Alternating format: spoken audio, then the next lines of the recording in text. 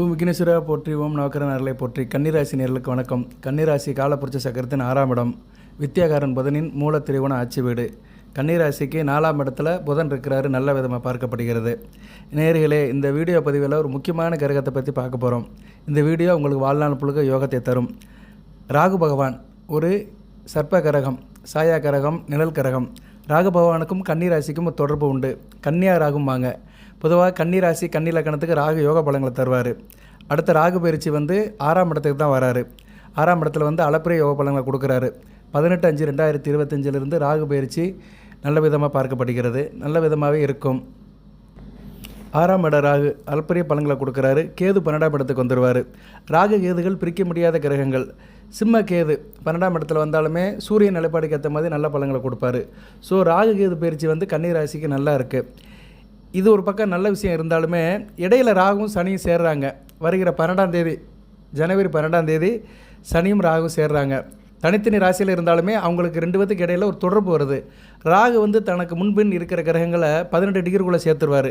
அப்படி பார்க்கும்போது 15 டிகிரிக்குள்ளே சனிபவன் கூட சேர்றாரு. மீன ராகு கும்பத்தில் இருக்கிற சனிபவனை தான் கூட்டணியில் சேர்த்துக்கிறாரு. அது கன்னிராசிக்கு எப்படி சார் பார்க்கப்படுகிறது அப்படி பார்த்தோம்னா கொஞ்சம் காம்ப்ளிகேஷனாக தான் இருக்கும். சனி ராகு தொடர்பு 6 7ஆம் இடத்துல பார்க்கப்படுகிறது. நான் இந்த வீடியோ பதிவில் இந்த இணைவை பற்றி கொஞ்சம் சொல்லிவிட்டு அதுக்கு பிறகு ராகு பகவானை பற்றி முழுசாக சொல்கிறேன். ஏன்னா ராகு பகவான் உங்கள் ஜனன ஜாதகத்தில் எந்த இடத்துல இருந்து என்ன பலன் கொடுப்பாரு, அதுபோக மற்ற தசாபுத்தியில் என்ன பலன்கள் கொடுப்பாரு, தன்னுடைய திசையில் என்ன பலன்களை கொடுப்பாருன்னு விலாவரியாக சொல்கிறேன். ஏன்னா ராகு ஒரு கருப்பு கிரகம், கரு நாகம். அது விடாது மனிதனை. அதாவது சொல்லுவாங்களே, விடாது கருப்புன்னு சொன்ன மாதிரி வாழ்நாள் முழுக்க அதோடைய தாக்கம் இருந்துக்கிட்டே தான் இருக்கும்.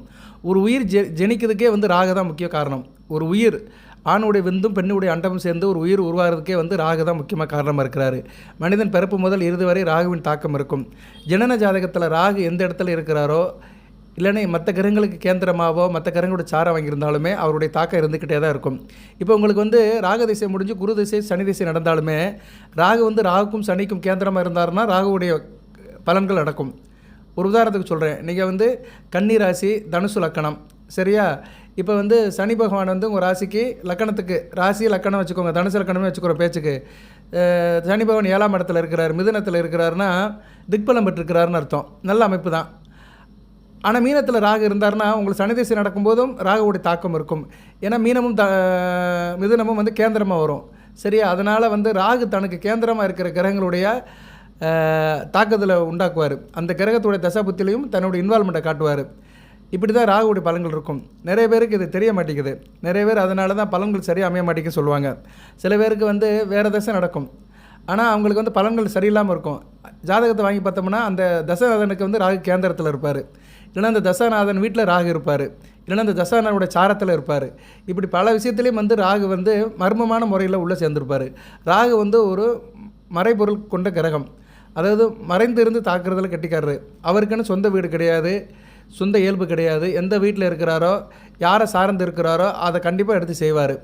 ஸோ ராகு திசை, ராகுவுடைய பலன்கள் அந்த தசையில் தான் நடக்கணும் ஒரு பக்கம் இருந்தாலுமே மற்ற தசையிலும் மற்ற கிரகத்தின் தசையிலும் தன்னுடைய டாமினேஷனை பண்ணுவார், தன்னுடைய இன்வால்மெண்ட்டை கொடுப்பாரு, தன்னுடைய ஈடுபாடை கொடுப்பாரு. அப்பேற்பட்ட ராகு பகவான் வருகிற ஜனவரி 12/1/2025 சனிபகவான் கூட சேர்றாரு. ராசிக்கு 7ஆம் இடம் சம்மந்தப்படுறாரு. கொஞ்சம் கவனமாக இருக்கணும், சரியா? கணவன் மனைவி உறவுகள் கவனமாக இருங்க, கூட்டுத் தொழிலில் கவனமாக இருங்க, நண்பர் விஷயத்தில் கவனமாக இருங்க, சொந்த பந்த விஷயத்தில் கவனமாக இருங்க. யாருக்கும் முன்கெழுத்து போடாதீங்க, ஜாமீன் கழுத்து போடாதீங்க. கூட்டணி வச்சு வேலை பார்க்குறவங்க, அசோசியேஷன் வச்சு வேலை பார்க்குறவங்க, ஜாயிண்ட் வெச்சர் போட்டு இருக்கிறவங்க, பார்ட்னர் போட்டு வேலை பார்க்குறவங்களாம் கொஞ்சம் கவனமாக இருக்கணும். அதுபோக ராகு பகவான் என்ன சொல்கிறது, அவர் மறைஞ்சு நின்று தாக்கிற கிரகம். ஏற்கனவே சொல்லியிருக்கிறேன், குரு வீட்டில் தான் இருக்கிறாரு. குரு இப்போதைக்கு பரவாயில்ல, ராசிக்கு 9ஆம் இடத்துல வக்கர நிலையில் தான் இருக்கிறாரு. அடுத்து 10ஆம் இடத்தை நோக்கி போயிடுவார் பிப்ரவரி 7ஆம் தேதிக்கு மேலே. ஓரளவு பரவாயில்ல. 10ஆம் இடத்துனாலும் புதன் வீட்டில் தான் இருக்கிறாரு. உங்கள் ராசிநாதனுடைய இன்னொரு வீட்டில் இருக்கிறாரு. அந்தளவுக்கு பெரிய பிரச்சனையெல்லாம் சொல்ல முடியாது. இருந்தபோதிலும் சனி ராகு இணை சில சங்கடங்களை கொடுக்க தான் செய்யும். அடுத்து சனி பகவான் வேறு 7ஆம் இடத்துக்கு போகிறாரு. ஸோ கன்னி ராசியில் 7ஆம் இடம் சம்மந்தப்பட்ட விஷயங்களில் கவனமாக இருங்க. அது ஏற்கனவே சொல்லியிருக்கிறேன் எந்தெந்த விஷயத்தில் கவனமாக இருக்கணும்னு. கணவன் மனைவி உறவு மற்ற விஷயங்கள் நிறையா இருக்குது 7ஆம் இடம். அதுபோக சனி பகவான் ராசிக்கு 5 6 கூடியவர். பிள்ளைகள் விஷயத்திலையும் சரி, சொந்த பந்த விஷயத்திலையும் சரி, பூர்வ புண்ணிய விஷயத்திலையும் சரி, தாப்பன் வழி சொத்துக்கள், சகப்படி சொந்த பந்தங்கள் அந்த விஷயத்திலும் கவனமாக இருங்க.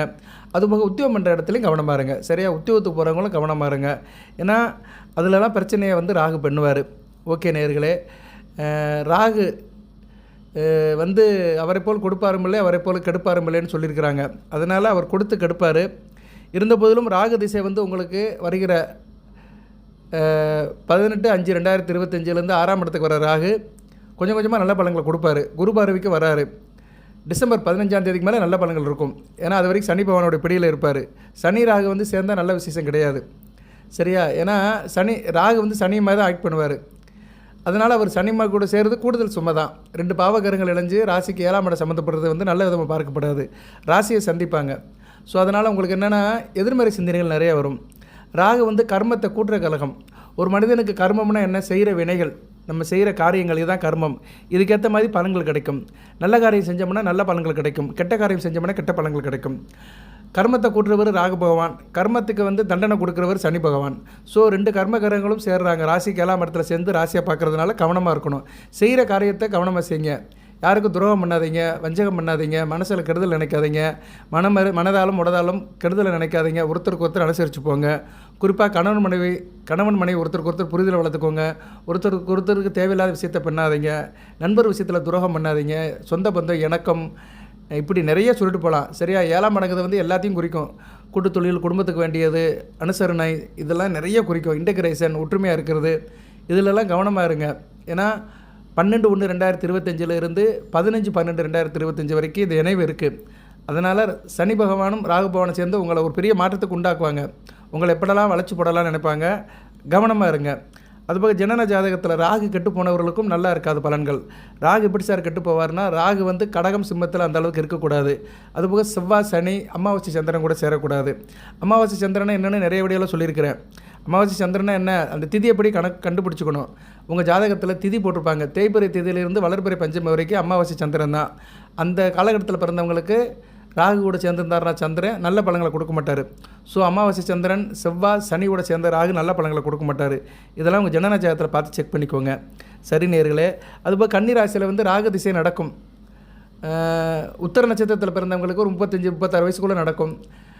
சித்திரை, அஸ்த நட்சத்திரத்தில் பிறந்தவங்களுக்கு கொஞ்சம் வயசுலேயே முடிஞ்சிடும். 30 வயசுக்குள்ளே முடிஞ்சு போயிடும். சரியா? 30 வயசில் நடக்கும். அஸ்த நட்சத்திரத்தை கொஞ்சம் பின்னாடி வரும். அப்படி நட்சத்திரத்துக்கு சீக்கிரத்திலே முடிஞ்சிடும். ஏன்னா அவங்க பிறக்கும்போதே செவ்வாய் நட்சத்திரத்தில் தான் பிறப்பாங்க. அதனால் ராகதிசை முன்னாடியே வந்துடும், திருமணத்துக்கு முன்னாடியே வந்துடும். இந்த உத்திர நட்சத்திரம், அஸ்த நட்சத்திரத்துக்கு வந்து திருமண காலகட்டத்தில் வரும். அதனால் கொஞ்சம் கவனமாக இருக்கணும். இந்த வீடியோ பதிவு நான் ராகதிசையும் பற்றி சொல்கிறேன். ராகு ஜனன ஜாதகத்தில் எந்தெந்த இடத்துல இருந்தாலும் என்னென்ன பலன்கள் அதையே சொல்கிறேன். பொதுவாக ராகுவை பற்றி பேசணும்னா, ராகு பகவான் வந்து ஜாதகத்தில் லக்கண ரீதியாக 3, 6, 10, 11 இந்த இடத்துல இருந்தாலும் நல்ல பலன்களை கொடுப்பாரு. 9ஆம் இடத்துல இருந்தாலும் சில பலன்களை கொடுப்பாரு. ஆனால் தகப்பன் வழியில் சில பிரச்சனைகளை கொடுத்துருவார். அதுபோக அவர் வந்து ராசிக்கு 5, 9, 11ஆம் இடத்துல இருக்கலாம். இப்போ நீங்கள் கன்னி ராசியில் பிறந்திருக்கீங்கன்னா உங்கள் ஜாதகத்தில் ராகு வந்து மகரம், ரிஷபம், கடகம், மகரம், ரிஷபம், கடகம் இந்த இடத்துல இருந்தாருன்னா உங்களுக்கு ராகு திசை நல்லாயிருக்கும். சரியா? அதுபோக ராகு வந்து லக்கண ரீதியாக நீங்கள் பிறந்த ஜாதக லக்கண ரீதியாக 2, 4, 7, 8, 12 இந்த இடத்துல இருக்கக்கூடாது. 2ஆம் இடத்துல இருந்தால் குடும்பத்தை பாதிப்பார். கையில் காசு பணம் இருக்காது, திருமணம் சீக்கிரம் ஆகாது, குடும்பத்தில் பிரச்சனை இருக்கும், பேச்சில் ஒரு நிதானம் இருக்காது, ஆள் முரண்டு பேசிகிட்டு இருப்பீங்க, முன்னுக்கு பின் பேசிகிட்டு இருப்பீங்க. அதுபோக 4ஆம் இடத்துல இருந்தாருன்னா தாய்க்கு நல்லபடி ஆகாது, வண்டி வாகன யோகம் அமையாது, சிறப்பாக இருக்குன்னு சொல்ல முடியாது. சரியா? அது நல்ல விதமாக பார்க்கப்படாது. குடும்பத்துக்கு கணக்கம் இல்லாமல் இருப்பாங்க, வீடு மாறிக்கிட்டே இருப்பாங்க, நல்ல விதமாக பார்க்கப்படாது. 7ஆம் இடத்துல இருந்தாலும் தாமத திருமணம். ஏற்கனவே சொல்லிட்டேன் நான் 7ஆம் இடத்தை பற்றி. தாமத திருமணம், நண்பர் விஷயத்தில் பிரச்சனை, சொந்த பந்த விஷயத்தில் சண்டை, பங்காளி சண்டைகள், பிரச்சனைகள், அக்கம் பக்கத்து வீட்டில் இருக்கிறவங்களோட சண்டை, இப்படி சில பிரச்சனைகளை கொடுத்துருவார். தாமத திருமணம், திருமண வாழ்க்கையில் ஒரு நல்ல பலன்களை கொடுக்க மாட்டார். 8ஆம் இடம் தேக ஆரோக்கியம் நல்லா இருக்காது, வம்பு வழக்கு பிரச்சனை, போலீஸ் ஸ்டேஷன், கோர்ட்டு கேஸு, வழக்கு அவமானங்கள் இதை கொடுத்துருவார். அதுபோக 12ஆம் இடம் அயனசயன போகம் நல்லா இருக்காது, தூக்கம் கட்டு போயிடும், நிம்மதியான தாம்பத்தியமான வாழ்க்கையை கொடுக்க மாட்டார். இதெல்லாம் வந்து அவர் 2, 4, 7, 8, 12 இருந்தார்னா இந்த மாதிரி கெடு பலன்களை செய்வார். இந்த பலன்களை எப்போ சார் செய்வார்னா, ஜாதகருக்கு வந்து வாழ்நாள் முழுக்கே செய்வார். இல்லைன்னா தன்னோட தசாபுத்தியில் கூடுதலாக செய்வார். சுபக்கரை தொடர்பு பட்டார்னா நல்ல பலன்களை செய்வார். ராகு வந்து குரு பார்வையிலையோ, சுக்கிர பார்வையிலையோ, புதன் பார்வையில் இருந்தாலும் நல்ல பலன்களை கொடுப்பாரு. பௌர்ணமி சந்திரன் பார்வையில் இருந்தாலும் நல்ல பலன்களை கொடுப்பாரு. பௌர்ணமி சந்திரன் பார்வையில் இருந்தாருன்னா சூரியன் கூட சேர்ந்துருக்கிறாருன்னு அர்த்தம். சரியா? இல்லைன்னா வளர்பிறை சந்திரன் பார்வையில் இருந்தாலும் நல்ல பலன்களை கொடுப்பாரு. ஸோ சூரியன் கூட சேராமல் வளர்பிறை சந்திரன் பார்வையில் இருந்தார்னா ராகுவோடைய கெடுபலன்கள் குறையும். என்னதான் இருந்தாலுமே ராகு வந்து கெடுத்து தான் கொடுப்பார்.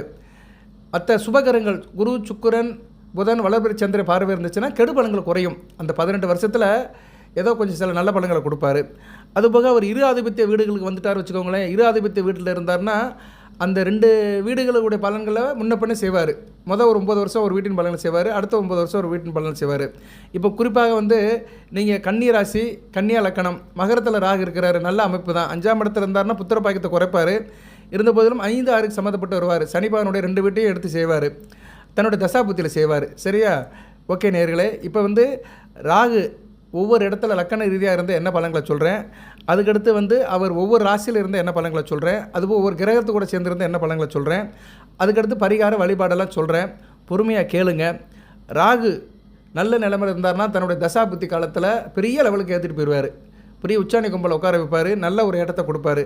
சரியில்லைன்னு வச்சுக்கோங்களேன், பொத்துன்னு கீழே போட்டுருவார். ஸோ ராகு ஒரு நிழல் கரகம், சர்ப்ப கரகம், சாயா கரகம். தன் நிலைப்பாடுக்கு ஏற்ற மாதிரி நிறைய காரியங்கள் பண்ணுவார். இருந்த போதிலும் கன்னி ராசிக்கு வந்து பெரும்பாலும் ராகு கெடுப்பதில்லை. கொடுக்குறாரு இல்லையோ கெடுக்க மாட்டார். அதுபோக புதனுக்கு வந்து பிடித்தமான கிரகம். ராகுக்கு வந்து நட்பு கிரகங்கள் வந்து 3 பேர், சனி, புதன், சுக்கிரன். ஸோ இந்த வீட்டில் இருந்தாலும் ராகு அந்த அளவுக்கு கெடுபலங்களை கொடுக்க மாட்டார் அப்படின்னு ஜோதிடத்தில் ஒரு விதி இருக்குது. அதுபோக மேசம், ரிஷபம், கடகம், கன்னி, மகரம் இந்த 5 வீட்டில் இருந்தாலும் ராகு நல்ல பலன்களை கொடுப்பார். எக்காரம் முன்னிட்டும் அவர் வந்து விருச்சிகத்தில் இருக்கக்கூடாது. அதுபோல் கடக சிம்மத்தில் வந்து லக்கணத்தில் இருக்கக்கூடாது. கடக லக்கணம், சிம்ம லக்கணத்தில் நீங்கள் பிறந்தீங்கன்னா அந்த லக்கணத்தில் இருக்கக்கூடாது. ராசியில் இருக்கலாம். ராசிங்கிறது வேறு, லக்கணங்கிறது வேறு. சரியா? நீங்கள் ஒரு லக்கணத்தில் பிறந்தீங்கன்னா மற்ற வீடுகளை ராசின்னு எடுத்துக்கணும். நீங்கள் கடக லக்கணத்தில் இல்லைன்னா சிம்ம லக்கணத்தில் பிறந்தீங்கன்னா அது லக்கணம்னு ஆயிரும். சரியா? இப்போ நீங்கள் கன்னி ராசியில் எந்த லக்கணத்திலாச்சும் பிறந்திருக்கலாம். இதுக்கு வந்து கொஞ்சம் ஜோதிட அறிவு வேணும். பொதுவாக இந்த ஜோதிடம் வீடியோ பார்க்குறவங்க வந்து லக்கணத்தை தெரிஞ்சுக்கணும். சரியா? எந்த லக்கணத்தில் பிறந்திருக்கிறோம் அந்த லக்கணத்துக்கு ஏற்ற மாதிரி பலன்கள் வரும். நான் போதி ஜோதிடத்தில் எப்போயுமே லக்கணத்தை மென்ஷன் பண்ணுவேன். ஒரு ராசிக்கு பலன் சொல்கிறோம்னா 3 விதமாக சொல்லணும். விதி, மதி, கதி. விதிங்கிறது வந்து ஜனன ஜாதக லக்கண அமைப்பு, மதிங்கிறது வந்து கோச்சார அமைப்பு, கதிங்கிறது தசாபுத்தி அமைப்பு. லக்கண ரீதியாக ராசிக்கு வந்து தசாபுத்தி அமைப்புகள் நடக்கும். ஏன்னா ராசியில் தான் சந்திரன் இருக்கிறாரு, அதுலேருந்து தான் தசாபுத்தி ஆரம்பிக்கும். நட்சத்திரத்தையும் பார்க்கணும். இப்போ நீங்கள் அஸ்த நட்சத்திரத்தில் பிறந்திருக்கீங்கன்னா ஜனன ஜாதகத்தில் சந்திரன் எப்படி இருக்காருன்னு பார்க்கணும். சந்திரன் உங்கள் ராசியில் தான் இருப்பார். கெட்டு போய் இருக்கிறாரா, நல்ல நிலைமையில் இருக்கிறாரான்னு பார்க்கணும். ஸோ ஒரு மனிதனுக்கு வந்து நட்சத்திரம், ராசி, லக்கணம் இந்த 3 சார்ந்த விஷயங்களை உன்னிப்பாக பார்த்து தான் பலன் சொல்லணும். இது 3மே வந்து முக்கியமானவை, அதிமுக்கியமானவை. ஓகே சார், இப்போ ராகு வந்து லக்கண ரீதியாக எந்தெந்த இடத்துல இருந்தாலும் என்ன பலன்கள் அப்படின்னு பார்ப்போம். இந்த வீடியோ கொஞ்சம் அதிகமாக தான் இருக்கும், பார்த்துக்கோங்க. ஏன்னா ராகு பகவான் வந்து ஒரு முக்கியமான கிரகம். வாழ்நாள் முழுக்க பலன்களை கொடுப்பாரு. விடாத கருப்பு, நம்ம நிழல் மாதிரி அவர். நம்ம நிழல் எங்கே போனாலும் நம்மளை தொடர்ந்துகிட்டே வரும். நிழலை விட்டு நம்ம பிரிய முடியாது. அதுபோக அவர் வந்து அவருடைய தாக்குதல் இருந்துக்கிட்டே தான் இருக்கும். அதுக்காக தான் வந்து பௌர்ணமி பூஜை கொண்டாடுறாங்க. நம்ம தமிழ்நாட்டில் வந்து பொதுவாக இந்தியாவிலே வந்து பௌர்ணமி பூஜைக்கு வந்து ஒரு சிறப்பு இருக்கும். ஏன்னா பௌர்ணமி வந்து ராகுவை முன்னிட்டு நடக்கிற ஒரு விசேஷம். ஒவ்வொரு மாதம் பௌர்ணமி நடக்கும். இப்போ நம்ம தமிழ் மாதத்தில் பௌர்ணமி பார்த்தோன்னு வச்சுக்கோங்களேன், ஒவ்வொரு பௌர்ணமிக்கும் ஒரு விசேஷம் இருக்கும். சித்திரை மாதம் வர பௌர்ணமி சித்ரா பௌர்ணமி, முக்கியமான கோயிலில் திருவிழா நடக்கும். 2வது வைகாசி மாதம் நடக்கிற பௌர்ணமி வைகாசி விசாகம். அடுத்து வந்து ஆனி மாதம் நடக்கிறது வந்து பௌர்ணமி அன்னைக்கு வந்து சில கோயிலில் வந்து விசேஷம் நடக்கும். சரியா? ஆனி மூலம், ஆனி சில பண்டிகைலாம் நடக்கும் ஆனி பௌர்ணமிக்கு. அடுத்து வந்து ஆடி மாதம் கடகத்தை மையப்படுத்தி நடக்கிறது. அதாவது ஒவ்வொரு மாதத்துக்கும் ஒரு ராசி இருக்குது.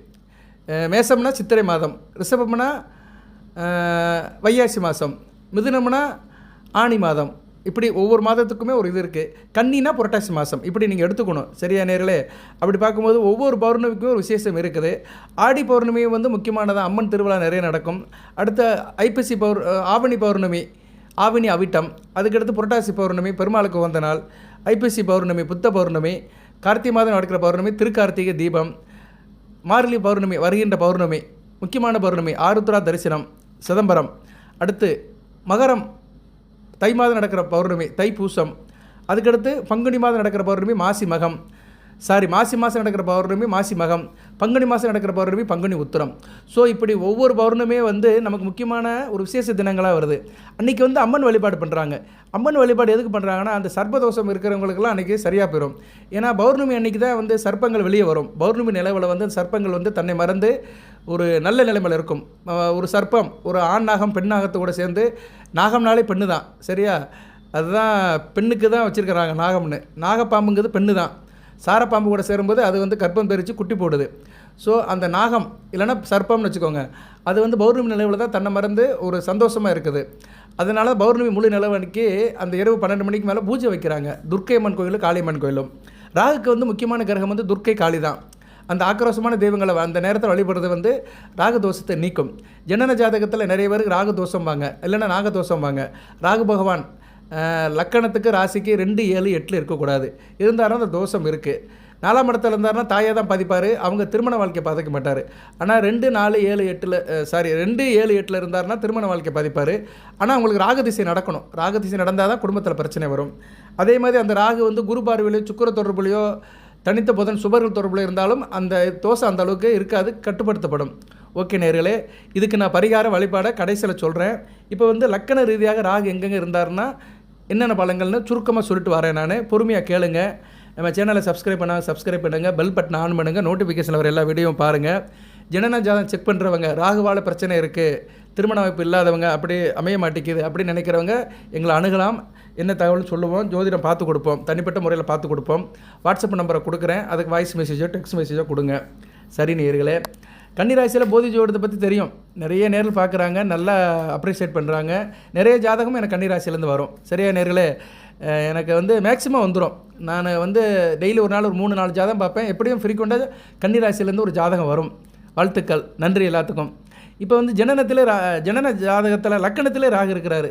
லக்கணத்திலே ராகு இருந்தார்னா ஒரு நெகட்டிவ் தாட்ஸ் இருக்க தான் செய்யும். ஆனால் ஆள் வந்து கொஞ்சம் ஹைட் அண்ட் வெயிட்டாக இருப்பாங்க, கொஞ்சம் மெலிஞ்சு தான் இருப்பாங்க, வசீகரமாக இருப்பாங்க, நல்ல நிறம் இருக்கும், ஸ்மார்ட்டாக இருப்பாங்க, முன்கோபம் இருக்கும், அவசர குணமும் இருக்கும், தாராளமாக செலவு செய்வாங்க. சரியா, எதிர்காலத்தை பற்றி கவலைப்பட மாட்டாங்க, இருக்கிற காசை செலவு பண்ணிடுவாங்க. எல்லா விஷயத்திலும் மாறுபட்ட கருத்து இருக்கும். ஊருக்கு ஒத்து போக மாட்டாங்க. ஒரு மாதிரியாக இருந்தால் இவங்க ஒரு மாதிரியாக இருப்பாங்க. உஷ்ண சரீரம் இருக்கும். இருந்த போதிலும் காசு பணம் கையில் இருக்கும், கொஞ்சம் சுகபோகமாக இருப்பாங்க, தன்னுடைய தேவையை பூர்த்தி பண்ணிக்கிறாங்க. எதிர்காலத்தை பற்றி அந்தளவுக்கு கவலைப்பட மாட்டாங்க. அடுத்து 2ஆம் இடத்துல ராகு, தன குடும்ப வாக்குஸ்தானம். 2ஆம் இடத்துல ராகு இருந்தால் கொஞ்சம் பேச்சு எதிர்பார்த்த அளவு இருக்காது, முன்னுக்கு பின் பேசுவாங்க, சில நேரத்தில் பொய்யை கூட சொல்லுவாங்க, பொய்யை வந்து உண்மையாக சொல்லுவாங்க, சமயத்துக்கு ஏற்ற மாதிரி பேச்சு நிலைப்பாடை மாற்றிக்கிறாங்க. அதுபோக இவங்க வந்து துர்க்கை அம்மன் காளியம்மன் பூஜை பண்ணாங்கன்னா நல்லாயிருக்கும். 2ஆம் இடத்துல ராகு எந்த லக்கணமாக இருந்தாலும் சரி, 2ல் ராகு இருக்கிறவங்க வந்து அம்மன் வழிபாடு அதிகப்படுத்திட்டாங்கன்னா வாழ்க்கை சிறப்பாக இருக்கும். கையில் காசு பணம் இருக்கும், இருந்தாலும் ஏற்றத்தாழ்வு இருக்கும், சேமிப்பு வச்சுருப்பாங்க. காசு கொஞ்சம் போல் வந்தாலும் உடனே சேமிப்பு பண்ணிடுவாங்க. ரகசிய சேமிப்பு இருக்கும். இவங்களோட நடவடிக்கை ரகசியமாக இருக்கும். பேசும்போது ரகசியமாக பேசுவாங்க, காதில் வச்சு பேசுவாங்க. சிலவர் பார்த்தீங்கன்னா காதுக்கிட்ட வந்து கிசுகிசுமாங்க. அவங்களும் 2ஆம் இடத்துல ராகு இருக்கும். பேச்சில் ரகசியம் இருக்கும், ஒரு மர்மம் இருக்கும். இருந்த போதிலும் வாக்கு சாதுரியம் இருக்கும், பேச்சுகளில் கொஞ்சம் கோபமும் இருக்கும், நடக்க போகிறது அப்படியே சொல்லுவாங்க, வாக்கு பலிதம் இருக்கும். அதுபோக இவங்க குடும்பத்தில் அதிக சச்சரவு இருக்கும். குடும்பத்தில் வந்து தேவையில்லாத சச்சரவு இருக்கும். அதனால் இவங்க வந்து குடும்பத்தில் வந்து அனுசரித்து போனாங்கன்னா நல்ல விதமாக பார்க்கப்படுகிறது. கூடுதலாக வந்து இவங்களுக்கு வந்து பிறருடைய பணம் சேருறதுக்கு வாய்ப்பு இருக்குது. மற்றவங்க பணம் எப்படினாச்சும் இவங்களுக்கு சேரும். அதனால் வந்து இவங்களுக்கு வந்து வாழ்க்கையில் ஒரு பணப்புழக்கம் இருக்க தான் செய்யும். அரசாங்க ஆதரவு இருக்கும். கவர்மெண்ட் வேலையும் சில பேர் கிடைக்கிறது வாய்ப்பு இருக்குது. அடுத்து 3ஆம் இடத்துல ராகு. 3ஆம் இடத்துல ராகு இருக்கலாம், உபசேன ஸ்தானத்தில் இருக்கலாம். ஆனால் என்ன, நல்ல ஆயுள் தீர்க்கத்தை கொடுப்பாரு, நல்ல தைரியத்தை கொடுப்பாரு, சகோதர வழியில் ஏற்றத்தை கொடுப்பாரு, சொந்த பந்த விஷயத்தில் வந்து நல்ல இணக்கத்தை கொடுப்பாரு. ஆனால் தாம்பத்திய வாழ்க்கையில் சில பேருக்கு கெட்டு போயிடும். சரியா, சில நேரத்தில் ராகு ஒரு மாதிரி நல்ல நிலைமையில் இருந்தாலும் கெடுத்துருவார். இப்போ நீங்கள் வந்து கன்னிராசி கன்னியா லக்கணத்திலே பிறந்திருக்கிறீங்க. 3ஆம் இடம் விருச்சிகத்தில் ராகு இருக்கிறாரு, செவ்வாய் சம்மந்தப்பட்டு இருக்கிறாரு. செவ்வாய் வந்து ரிஷபத்திலேருந்து பார்க்குறாரு வச்சுக்கோங்களேன். ராகு பார்த்தாருன்னா அந்த ஜாதகம் நல்லா இருக்காது. அது ஆணாக இருந்தாலும் சரி, பெண்ணாக இருந்தாலும் சரி, தாம்பத்திய வாழ்க்கையில் அந்தளவு சரியாக ஈடுபட மாட்டாங்க. பிரச்சனை இருக்கும், வெளியே சொல்ல முடியாத அளவுக்கு சில பிரச்சனைகள், உடல் உறுப்பு பிரச்சனைகள், உடல் சேர்க்கை பிரச்சனைகள், சிற்றின்ப பிரச்சனைகள், செக்ஸுவல் பிரச்சனைகள்லாம் இருக்கும். இதை வந்து வெளியே சொல்ல மாட்டாங்க. ஏன்னா 3ஆம் இடங்கிறது வந்து தெய்வீக ஸ்தானம், ஒரு ஆணுக்கும் பெண்ணுக்கும் உள்ள ஒரு காமஸ் திரிகோணத்தில் வர முக்கியமான இடம். சரியா, அதனால தான் 3ஆம் இடம் வந்து ரொம்ப முக்கியத்துவம் படுது. ஓகே நேயர்களே, அதனால் 3ஆம் இடத்துல ராகு இருந்தால் யோகம் தான். ஆனால் இந்த இடத்த பார்த்து வச்சுக்கணும். சரியா, ஏன்னா 3ஆம் இடம் வந்து 7ஆம் இடத்துக்கு வந்து திரிகோணம் வரும். 3, 7, 11 இந்த 3 இடங்களும் காம திரிகோண இடங்கள். 3ஆம் இடம், 7ஆம் இடம், 11ஆம் இடம். இதில் வந்து 3ஆம் இடத்துல ராகு நல்ல பலன்களை கொடுப்பாரு. இருந்த போதிலும் சில நேரங்களில் அவர் சில பிரச்சனைகளை உண்டு பண்ணிடுவார். ஓகே நேயர்களே, இப்போ வந்து ராகு வந்து நான் ஒவ்வொரு இடத்த பற்றி சொல்கிறேன். லக்கணம், 2ஆம் இடம், 3ஆம் இடம் சொல்லியிருக்கிறேன். இப்படி சொல்லும்போது இவருக்கு எதிர்பக்கத்தில் கேது இருப்பார், அவரும் சில பலன்களை கொடுப்பார். சரியா, ஸோ ராகு கேதுகள் பலன்களை பிரிக்க முடியாது. ரெண்டுமே ஒரே கிரகம் தான், ஒரே ஆள் தான் 2ஆக பிரிஞ்சிருக்கிறாரு. சுபர்பானு என்ற அரக்கன் தான் 2ஆக பிரிஞ்சிருக்கிறான், ராகுவாகவும் கேதுவாகும். ஸோ ராகு லக்கணத்தில் இருந்தால் 7ஆம் இடத்துல கேது இருப்பார். 7ல் கேது இருந்தால் என்ன சார் பலன்கள்லாம், தாமத திருமணம் இருக்கும். ஆனால் ஆன்மீகத்தில் நல்லா இருப்பாங்க. இவங்களுக்கு வர மனைவியோ கணவனோ ஆன்மீகத்தில் ஈடாக இருப்பாங்க, வெளி உலகத்துக்கு தெரிஞ்சாலாக இருப்பாங்க, ஒரு இன்டெகிரேஷனாக இருப்பாங்க, எல்லாத்துக்கும் வேண்டியவராக இருப்பாங்க, பப்ளிசிட்டி நல்லபடியாக இருக்கும். அதுபோக ராகு 2ஆம் இடத்துல இருந்தால் 8ஆம் இடத்துல கேது இருப்பார். 8ஆம் இடத்துல கேது இருந்தார்னா உங்கள் ஜனன ஜாதகத்தில் கொஞ்சம் மன பீதி இருக்கும், எதுக்கும் பயந்துக்கிட்டே இருப்பாங்க, உள்ளவனை வச்சு வெளியவனை சொல்லுவாங்க, இந்த மந்திரிகம் மாயம் இதில் மனசுக்குள்ள ஒரு இது இருக்கும், பயம் இருக்கும். சரியா, மனசுக்குள்ளே எப்போயுமே ஒரு பீதியோடு தான் இருப்பாங்க. வெளிநாட்டு தொடர்புகள் இருக்கும். எந்த வேலையும் இழுத்துக்கிட்டே இருப்பாங்க, வளன்னு இழுத்துக்கிட்டே இருப்பாங்க. எதையுமே ஒரு நிறைவு இல்லாமல் இருப்பாங்க. அதுக்கடுத்து 3ஆம் இடத்துல ராகு இருந்தார்னா 9ஆம் இடத்துல கேது இருப்பார். தகப்பனுக்கு ஆகாது. சரியா, தகப்பனுக்கு ஆகாது. தகப்பன் வழியிலும் சில பிரச்சனைகள் இருக்கும். இருந்த போதிலும் கோயில் குளத்துக்கு போயிட்டு வருவாங்க, சலையாசிரை தீர்த்தயாத்திரை பண்ணுவாங்க. அது ஒரு நல்ல விதமாக பார்க்கப்படுகிறது. அடுத்து வந்து 4ஆம் இடத்துல ராகு. 4ஆம் இடத்துல ராகு இருந்தாலும் என்ன சார் பலன்கள்? நான் ராகுக்கும் கேதுக்கும் சைமல்டேனியஸாக சொல்கிறேன். ஏன்னா 2 கிரகங்கள் ஒன்று தான். அதனால் நீங்கள் 2 பலன்களும் எடுத்துக்கலாம். சுருக்கமாக தான் சொல்கிறேன். 4ஆம் இடத்துல ராகு இருந்தாலும் தாய்க்கு ஆகாது. தாய்வழி உறவுகள் சரியாக இருக்காது. அதுபோக 4 குடைவனும் கெட்டு போய் சந்திரனும் கெட்டு போயிட்டாருன்னா தாய் உறவே இருக்காது. தாயே அந்த குழந்தை பார்த்துருக்காது. அந்த அமைப்பெல்லாம் இருக்கும். நாவும் மருதி இருக்கும். ஆள் கொஞ்சம் நல்லா இருக்க மாட்டாங்க. மேல் படிப்பு படிக்க முடியாது.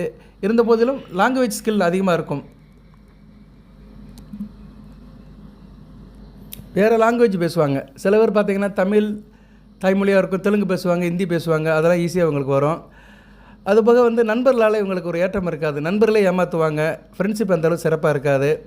இருந்த போதிலும் நல்லா சாப்பிடுவாங்க, தூங்குவாங்க. கையில் காசு பணம் இருக்கும். நல்லா வேலை பார்ப்பாங்க. வேலைன்னு வந்துட்டு வெள்ளைக்கார மாதிரி இருப்பாங்க. அரசாங்க வேலையும் கிடைக்கும். அரசாங்க விஷயத்துலேயும் நல்ல ஒரு வேலை பார்த்து நல்லா வாங்குவாங்க. பொதுவாக வந்து இவங்க அரசு வேலையில் லஞ்சம் வாங்குற ஆளாக இருப்பாங்க. 4ஆம் இடத்துல ராகு இருக்கிற ஆளுகள் வந்து 10ஆம் இடம் சம்மந்தப்பட்டிருக்கிறதுனால அரசு வேலையில் வந்து ஒரு என்ன சொல்கிறாங்க, நிறைய பேர் வந்து உண்மைக்கு புறமாக சம்பாதிக்கிறதுலலாம் கரப்ஷனுக்கு உள்ளாக்குறதெல்லாம் இது மாதிரி இடத்துல அமைப்பில் இருக்கிறவங்க தான்.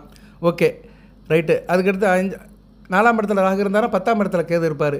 10ஆம் இடத்துல கேது இருந்தாலும் கோயில் குளத்துக்குலாம் நல்லபடியாக போவாங்க, கர்ம காரியங்கள் செய்வாங்க, நல்ல ஆலய பணி இருக்கும். இருந்தபோதும் தொழிலில் நல்ல ஒரு ஏற்றம் இருந்தாலும் சில நேரம் தொழிலில் சில சர்க்கிளும் இருக்கும். நல்ல ஒரு ஏற்றத்துக்கு போயிட்டு பொத்துன்னு கீழே விழுந்துருவாங்க. தசாபுத்திக்கு ஏற்ற மாதிரி பலன்கள் மாறுபடும். 5ஆம் இடத்துல ராகு இருக்கிறாரு. 5ஆம் இடத்துல ராகு இருக்கிறாருன்னா பித்திர பாக்கியம் தாமதமாகும். சில பேருக்கு திருமண பாக்கியம் தாமதமாக இருக்கும். பேச்சில் குறைகள் இருக்கும். பூர்வ புண்ணிய பிரச்சனை இருக்கும். சரியா, தகப்பன் வழியிலோ தாத்தா வழியிலோ பிரச்சனை பண்ணியிருப்பாங்க. அவங்க செஞ்ச பாவம் பிள்ளையாக பிறந்திருக்கும். ஸோ இவங்களோட தகப்பன் தாத்தா முன்னோர்கள் அவங்க செஞ்ச கர்மம் செஞ்ச பாவம் வந்து 5ஆம் இடம் ராகு செய்வார். அந்த கர்ம பலனை கழிக்கிற மாதிரி இருக்கும். இவங்களுக்கு வந்து துஷ்டர்களோட சகவாசம் இருக்கும். வீட்டை சுற்றி தேவையில்லாத ஆள் இருப்பாங்க. அக்கம் பக்கத்தில் சண்டை போட்டுட்டு இருப்பாங்க. ஒரு இணக்கமாக இருக்க மாட்டாங்க. ஏரியாக்குள்ளே எல்லாத்துக்கிட்டே பகமை இழுத்துட்டு இருப்பாங்க. இருக்கிற இடத்துல அந்த தெருவுக்குள்ளே சில பிரச்சனை சந்திச்சுட்டு இருப்பாங்க. அரசாங்கத்தோட விரோதம் இருக்கும். கோர்ட்டு கேஸு வம்பு வழக்குன்னு போவாங்க. எதுலேயும் வந்து ஒரு நிலைப்பாடு இருக்குது. தோல்விகளை சந்திப்பாங்க. குறிப்பாக தாய்மாமனுக்கு தோஷத்தை உண்டாக்குவார். 7ஆம் இடத்துல இருக்கிற ராகு. 5ஆம் இடத்துல இருக்கிற ராகு. புத்திர பாக்கியம் அந்தளவுக்கு சிறப்பாக இருக்காது. மேக்ஸிமம் நிறைய பேருக்கு ஆண் வாரிசு அமையாது. இப்போ ராகு 5ஆம் இடத்துல இருந்தாருன்னா 11ஆம் இடத்துல கேது இருப்பார். அவர் நல்ல பலன்களை கொடுப்பார். 11ஆம் இடத்துல கேது வந்து நல்ல லாபத்தை கொடுப்பார், ஏற்றத்தை கொடுப்பார், நல்ல அமைப்பை கொடுப்பார். ஆனால் அடுத்து 6ஆம் இடத்துல ராகு. 6ஆம் இடத்துல ராகு இருந்தார்னா ஓரளவு வந்து தைரியத்தை கொடுப்பாரு, ஆயுள் விருத்தியை கொடுப்பாரு, நல்லா இருப்பாங்க. 6ஆம் இடத்துல ராகு வந்து அனைத்து தகுதியிலையும் கொடுப்பாரு. என்ன எல்லாத்தையும் வந்து அடக்கி ஆளுவாங்க. தான் சொல்கிறத மற்றவங்க கேட்கணும் அப்படின்னு அடக்கி ஆளுவாங்க. எதுலேயும் ஈஸியாக வெற்றி பெறுவாங்க. கொடுக்கல் வாங்கல் அந்தளவுக்கு சிறப்பாக இருக்காது. ஒன்றை சொல்லிட்டு ஒன்று செய்வாங்க. இவங்ககிட்ட டீலிங் வைக்க முடியாது. சரியா, மோசடி பேர் வழியாக இருப்பாங்க. 6ஆம் இடத்துல இருக்க ராகு. அடுத்தவங்க பொருள் மேலே ஆசைப்படுவாங்க. அடுத்தவங்க சொத்துக்கு ஆசைப்படுவாங்க. அடுத்தவங்க சொத்தை தன்னை வசப்படுத்துவாங்க. இப்படிலாம் சில அமைப்புக்கு இந்த 6ஆம் இடத்துல இருக்க ராகு செய்வார். தாய் வழி சிறப்பு இருக்கும். தாயாதிகள் நல்லபடியாக உதவி பண்ணுவாங்க. காசு பணம் நிறைய சேர்ப்பாங்க. இந்த வட்டி கொடுத்து வாங்குது, கந்து வட்டி கொடுக்கறது, இப்படி இன்ஸ்டால்மெண்ட்டுக்கு பணத்தை கொடுத்து பணம் கொடுத்தவனை வந்து டார்ச்சர் ஆக்குறது, மன உளைச்சலுக்கு ஆக்குறது, இதெல்லாம் வந்து 6ஆம் இடத்துல ராகு செய்வார். வட்டி குட்டி போடும்பாங்கள்ல, அது மாதிரி இவங்க வட்டிக்கு பணத்தை கொடுத்துட்டு அதை வச்சு வாழ்க்கையில் நல்லா சௌரியமாக இருப்பாங்க. அதுக்கேற்ற மாதிரி தன் நிலைப்பாடையும் வச்சுக்கிடுவாங்க. சரியா, ஆள்பலம் அடிபலம், ஆள்பலம் அதிகார பலம் எல்லா பலமும் இருக்கும். வாக்கு சாதுரியமும் இருக்கும். 6ஆம் இடத்துல ராகு இருந்தார்னா 12ஆம் இடத்துல கேது இருப்பார். 12ஆம் இடத்துல கேது வந்து நல்ல ஒரு தூக்கத்தை கொடுப்பாரு, ஒரு நிம்மதியான வாழ்க்கையை கொடுப்பாரு. சரியா, இருக்கிற இடத்த விட்டு நகர்ந்து வைப்பார், தூர தேசத்துக்கும் போக வைப்பார். ஸோ 12ஆம் இடத்துல கேது இருக்கலாம். பொதுவாக 6, 12 ராகு கேதுகள் இருக்குது. ஒரு வகைக்கு நல்லது தான், பிரச்சனை இல்லை. அடுத்து 7ஆம் இடத்துல ராகு இருந்தார்னா என்ன சொல்கிறது, 7ஆம் இடத்துல ராகு இருந்தார்னா திருமண அமைப்பு தாமதமாகும். சரியா, திருமணம் அந்த அளவுக்கு அமையாது. தாமத திருமணத்தை கொடுப்பாரு. கணவன் மனைவி உறவில் சில பிரச்சனைகள் இருக்கும். இருந்தபோதும் தாம்பத்தியத்தில் கெட்டிக்காரனாக இருப்பாங்க. மனைவி திருப்திப்படுத்தல கெட்டிக்காரனாக இருப்பாங்க. அதிக சிந்தனைகள் இருக்கும். எப்போயுமே வந்து அந்த சிற்றின்ப நடத்திலே இருப்பாங்க. வயிறு சம்மந்தப்பட்ட பிரச்சனைகள் வரும். சரியா, வயிற்று சம்மந்தப்பட்ட பிரச்சனைகள் இருக்கும். சொந்த பந்தத்தை அணுக விட மாட்டாங்க. சொந்த பந்தத்துக்கிட்ட சண்டை போட்டுகிட்டே இருப்பாங்க. அந்த 7ஆம் இடத்துல இருக்கிற ராகு நல்ல விதமாக பார்க்கப்படாது. அது போய் இவங்களுக்கு வர கணவனோ மனைவியோ வந்து நோயாளியாக இருப்பாங்க. அந்த ராகு நல்ல நிலைமையில் பாபத்தொடர்பில் இருந்தார்னா நோயாளியாக இருப்பாங்க. நல்ல விதமாக பார்க்கப்படாது. திருமணத்துக்கு பின்னாடி ஒரு காலகட்டத்தில் வந்து மனைவியோ கணவனோ நோய்பட்டிருப்பாங்க. அதுக்கு வந்து மருத்துவத்துக்கு பணத்தை ரொம்ப செலவு பண்ணுவாங்க. அதுபோல் இவங்க வந்து ஈஸியாக மற்றவங்ககிட்ட போய் சேர்ந்துருவாங்க. வசியம் செய்கிறதெல்லாம் ஆட்படுற ஆள் இவங்க தான். பொதுவாக ராகு வந்து வசியம் உள்ள கிரகம் தான். மருந்து மாயம் மருந்து என்ன சொல்லுவாங்க, இந்த வசிய மருந்து, இந்த மாந்திரீகம் இப்படி நிறையா சொல்கிறாங்கள. இந்த ஒன்று நிறைய ஊர்லலாம் சொல்லுவாங்க சரியா, மந்திரியம் பண்ணுறது, மாந்திரியம் பண்ணுறது, தன் வசப்படுத்திக்கிறது, இதிலெல்லாம் ராகு வந்து கெட்டிக்கார கிரகம். அது 7ஆம் இடத்துல இருந்தார்னா மற்றவங்க விஷயத்தில் போய் ஈஸியாக விழுந்துருவாங்க. ஓகே, 7ஆம் இடத்துல ராகு இருந்தார்னா லக்கணத்தில் கேது இருப்பார் சரியா. லக்கணத்தில் கேது இருக்குது ஒரு வகைக்கு நல்லது தான். முகப்பச்சி இருக்கும், பாப்புலாரிட்டி இருக்கும், வெகுஜன தொடர்பு நல்லா இருப்பாங்க, 10 பேருக்கு அவங்க பேரை சொன்னால் தெரியும். ஸோ ஒன்று இருந்தால் ஒன்று இல்லை, இப்படி தான் ராகு கேதுகள் பலன்கள் இருக்கும். இப்போ ராகுவை பற்றி தான் சொல்கிறேன், இருந்தாலும் கேது எதிர் வீட்டில் இருக்கிறனால அவரை பற்றி சில பலன்களை சுருக்கமாக சொல்கிறேன். ஓகே, 8ஆம் இடத்துல ராகு இருக்கிறாரு. நல்லா படிச்சிருப்பாங்க, சாஸ்திரம் இருக்கும், பண்டித்துவம் இருக்கும், என்ன எதுலேயும் அறகுறையாக இருப்பாங்க. இருந்தாலும் வாக்கு சொல்கிறது அப்படியே பலிக்கும். விதண்டாவாதம் பேசிகிட்டு இருப்பாங்க. ஆள் நல்லா எனர்ஜெட்டிக்காக இருப்பாங்க, தீவிர முயற்சி இருக்கும், ஆள் ஸ்ட்ராங்காக இருப்பாங்க. கணவன் மனைவி உறவு நல்லா இருக்காது, தாம்பத்தியம் சரியாக இருக்காது, மனைவியை திருப்திப்படுத்த முடியாது, இல்லைனா பெண்ணாக இருந்தால் கணவனை திருப்திப்படுத்த முடியாது, முரண்பட்ட உறவுகள் இருக்கும் சரியா. ஏன்னா 7ஆம் இடத்துக்கு 2ஆம் இடம், 7ஆம் இடம் வந்து கலஸ்திரம், கணவன் மனைவி உறவு. அந்த உறவின் மூலம் குடும்பம் நடத்துகிற இடம் வந்து 8ஆம் இடம். அதை தான் மாங்கல்ய ஸ்தானம் சொல்லுவாங்க. ஆயுள் ஸ்தானமும் அதான். அந்த அளவுக்கு தேக ஆரோக்கியம் நல்லா இருக்காது, எல்லாத்தையும் விட்டுடுவாங்க. ஒரு காலகட்டத்தில் எல்லாத்தையும் விட்டுட்டு சாமியார் மாதிரி போயிடுவாங்க, துறவு மாதிரி ஆகிட்டு அலைச்சல் அங்கே அந்த இடத்துல சுற்றிக்கிட்டு அலைஞ்சிக்கிட்டு பிரயாணம் பண்ணிகிட்டு இருப்பாங்க. அவங்களுக்குலாம் 8ஆம் இடத்துல ராகு இருப்பார். பெண்களாக இருந்தால் மாத வழக்கு பிரச்சனை வரும், பீரியட்ஸில் பிரச்சனை வரும், புத்திர பாக்கியம் தாமதமாகும், சில பெண்களுக்கு திருமணம் கூட தாமதமாகும். ஓகே, இப்படி 8ஆம் இடத்துல ராகு இருந்தாரா 2ஆம் இடத்துல கேது இருப்பார். 2ஆம் இடத்துல கேது இருக்குது நல்ல அமைப்பு இல்லை. குடும்பத்தில் சில பிரச்சனைகள் ஆகும், பேச்சு நிதானமாக இருக்காது, சில பேருக்கு பேச்சில் ஒரு குளறுபாடு இருக்கும், குறை இருக்கும், இவங்க என்ன பேசுகிறான்னு மற்றவங்களை புரிஞ்சிக்க முடியாது, அந்த அமைப்பையும் கொடுப்பார். ஓகே, அடுத்து வந்து 9ஆம் இடத்துல ராகு. 9ஆம் இடத்துல ராகு வந்து ஓரளவு புகழ் அந்தஸ்து செல்வாக்கு கொடுப்பாரு. தகப்பனுக்கு அந்தளவு ஆகாது. ஆள் நல்லா இருப்பாங்க, ட்ரெஸ் கோட்லாம் நல்லா போடுவாங்க, நீட்டாக இருப்பாங்க, செண்டு வாசனை திரவியங்கள் பெர்ஃப்யூமெல்லாம் அடிச்சுட்டு வெளி உலகத்துக்கு நல்லா காட்டிக்கிடுவாங்க, நல்லா தொழில் பண்ணுவாங்க, தொழில் திறமை இருக்கும், ஆளுகளை வச்சு வேலை வாங்குறதுல கெட்டிக்காரனாக இருப்பாங்க, நல்ல பெரிய பண்ணையார், எஜமான், மிட்டா மராசுதாராக இருப்பாங்க, நல்ல விதமாக தான் பார்க்கப்படுகிறது. இருந்த போதிலும் இவங்களுக்கு வந்து தகப்பன் வழியில் நல்ல ஒரு ஏற்றம் இருக்காது. இவங்க பிறந்த பின்னாடி தகப்பன் வழி ஒரு முறையில் சிறப்பு இருக்காது. 9ஆம் இடத்துல ராகு இருந்தார்னா 3ஆம் இடத்துல கேது இருப்பார். 3ஆம் இடத்துல கேது இருந்தார் என்ன, ஆள் தைரியமாக இருப்பாங்க, எனர்ஜெட்டிக்காக இருப்பாங்க, எந்த ஒரு காரியத்தையும் துரிதமாக செய்வாங்க. ஆனால் மனதுக்குள்ளே பயம் இருக்கும். இந்த மாயம், பில்லி, சூனியம், பேய், மாந்திரிகம் இது விஷயத்தில் மனசை போட்டு உழப்பிக்கிட்டே இருப்பாங்க. அடுத்து 10ஆம் இடத்துல ராகு. 10ஆம் இடத்துல ராகு இருக்கலாம், 10ஆம் இடத்துல ஒரு பாவகிரகம் இருக்கலாம், ஒரு சர்ப்பம் இருக்கலாம், தொழிலில் நல்ல ஒரு ஏற்றம் இருக்கும். இவங்க நல்லா இருப்பாங்க, திரைப்படத்துறையில் பெரிய லெவலுக்கு போவாங்க, கதை எழுதுறது, கவிதை எழுதுறது, டைரக்ட் பண்ணுறது, நடிக்கிறது எல்லா விஷயத்திலும் இருக்கும். அதுபோல் மற்றவங்க நல்லா உதவி பண்ணுவாங்க, நிறைய சம்பாதிப்பாங்க, எந்த ஒரு விஷயத்தையும் ஈஸியாக சம்பாதிப்பாங்க, ஈஸியாக தெரிஞ்சுக்கிடுவாங்க. ஆனால் இருந்தாலும் தவறுகள் செய்வாங்க, துணிஞ்சு செய்வாங்க. தான் செய்கிறது தப்புன்னு தெரிஞ்சாலுமே அதை வந்து அங்கீகாரப்படுத்துவாங்க, நல்ல பேர் எடுக்க முடியாது. இவங்களுக்கு மறைமுக எதிர்ப்புகளும் இருக்கும். அதுபோக வந்து கையில் காசு பணத்தை சேர்க்கறதால கெட்டிக்காரனாக இருப்பாங்க, பிரயாண அலைச்சல் இருக்கும், எங்கேனாச்சும் ஊர் சுற்றிக்கிட்டே இருப்பாங்க, அப்படி ஒரு அமைப்பு இருக்கும். இவங்க பெரும்பாலும் மருத்துவத்துறை சம்மந்தப்பட்டதில் இருப்பாங்க, டாக்டராக இருக்காங்கன்னு சொல்ல முடியாது, ஆனால் அந்த ஹெல்த் சம்மந்தப்பட்ட விஷயத்தில் இருப்பாங்க. மெடிக்கல், ஹெல்த் சென்டர், அதுபோக police department, investigation department, CBI, அப்புறம் வந்து ஜெராக்ஸ் எடுக்கிறது, இது காவல்துறையிலேயே வந்து சைபர் கிரைம் சொல்கிறாங்களா அது மாதிரி. அப்புறம் வந்து இன்னும் நிறைய சொல்கிறாங்க, காவல்துறையில் கண்காணிப்பு அறை, ஒரு இடத்துல உட்காந்து சிஸ்டத்தில் பார்த்துருக்காங்களா, அது மாதிரி கண்காணிப்பு அறை, தகவல் தொழில்நுட்பம், அதிலெல்லாம் இவங்க இருப்பாங்க. இந்த 10ஆம் இடத்துல ராகு சம்மந்தப்பட்டவங்க. அதுக்கு வந்து சூரியன் செவ்வாயும் சம்மந்தப்படணும். சூரியன் செவ்வாயும் சம்மந்தப்பட்டிருந்தாங்கன்னா இவங்க வந்து அந்த இன்வெஸ்டிகேஷன் டிபார்ட்மெண்ட்டில் நல்ல பேர் எடுப்பாங்க, காவல்துறையில். அடுத்து 10ஆம் இடத்துல ராகு இருக்கிறாருன்னா 4ஆம் இடத்துல கேது இருப்பார். 4ஆம் இடத்துல இருக்க கேது என்ன சார் அப்படின்னா, அவர் சில அசௌகரியங்களை கொடுப்பார். குடும்பத்தில் இணக்கமாக இருக்க மாட்டாங்க, குடும்பத்தில் வந்து என்ன அப்பப்போ வீட்டை விட்டு வெளியே போயிடுவாங்க, ஒரு வீட்டில் நிலையாக இருக்க மாட்டாங்க, ஊர் சுற்றிட்டு இருப்பாங்க, தாய்கிட்ட அன்பு நல்லா இருக்காது, வண்டி வாகனத்தில் அடிக்கிற பிரச்சனை வரும் சரியா. நடந்தே போவாங்க, எங்கே போனாலும் நடந்தே போவாங்க, வண்டி வாகனத்தை அளவாக யூஸ் பண்ண மாட்டாங்க, அது மேலே ஆர்வமும் இருக்காது. இப்படிப்பட்ட பலன்களையும் அந்த 4ஆம் இடத்துல கேது கொடுப்பாரு. ஸோ நான் ராகுக்கும் கேதுக்கும் சேர்த்தே பலன்களை சொல்கிறேன் உங்களுக்கு. 11ஆம் இடத்துல ராகு இருக்கிறாரு. 11ஆம் இடத்துல ராகு இருக்கிறது வந்து நல்ல அமைப்பு தான். ஒரு எந்த கிரகமும் 11ஆம் இடத்துல இருக்கலாங்க, சுப கிரகம் அல்லது பாவ கிரகம் எந்த கிரகமும் 11ஆம் இடத்துல இருக்கலாம்.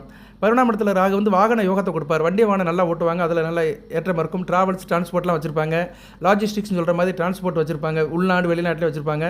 நல்ல யோகம் தான், வாழ்க்கையில் நல்ல வெற்றி பெறுவாங்க, நண்பர்கள் விஷயத்தில் நல்ல ஏற்றம் இருக்கும், விவசாயம் பண்ணுவாங்க, வேளாண் விளைபொருள், தோட்டக்கலை எல்லாமே நல்லபடியாக இருக்கும், உடன் பிறந்தவர்கள லாபம் இருக்கும், யோக போகங்கள் நல்லா இருக்கும், நல்ல ஆரோக்கியமாக இருப்பாங்க, தகப்பன் வழி சொத்துக்களுக்கு சேரும், பெண்களால் நல்ல ஒரு ஏற்றம் இருக்கும், வம்பு வழக்கு பிரச்சனையில் இவங்க பக்கம் சக்ஸஸ் ஆகும், மற்றவங்களை வழியை சென்று ஊதியம் பண்ணுவாங்க.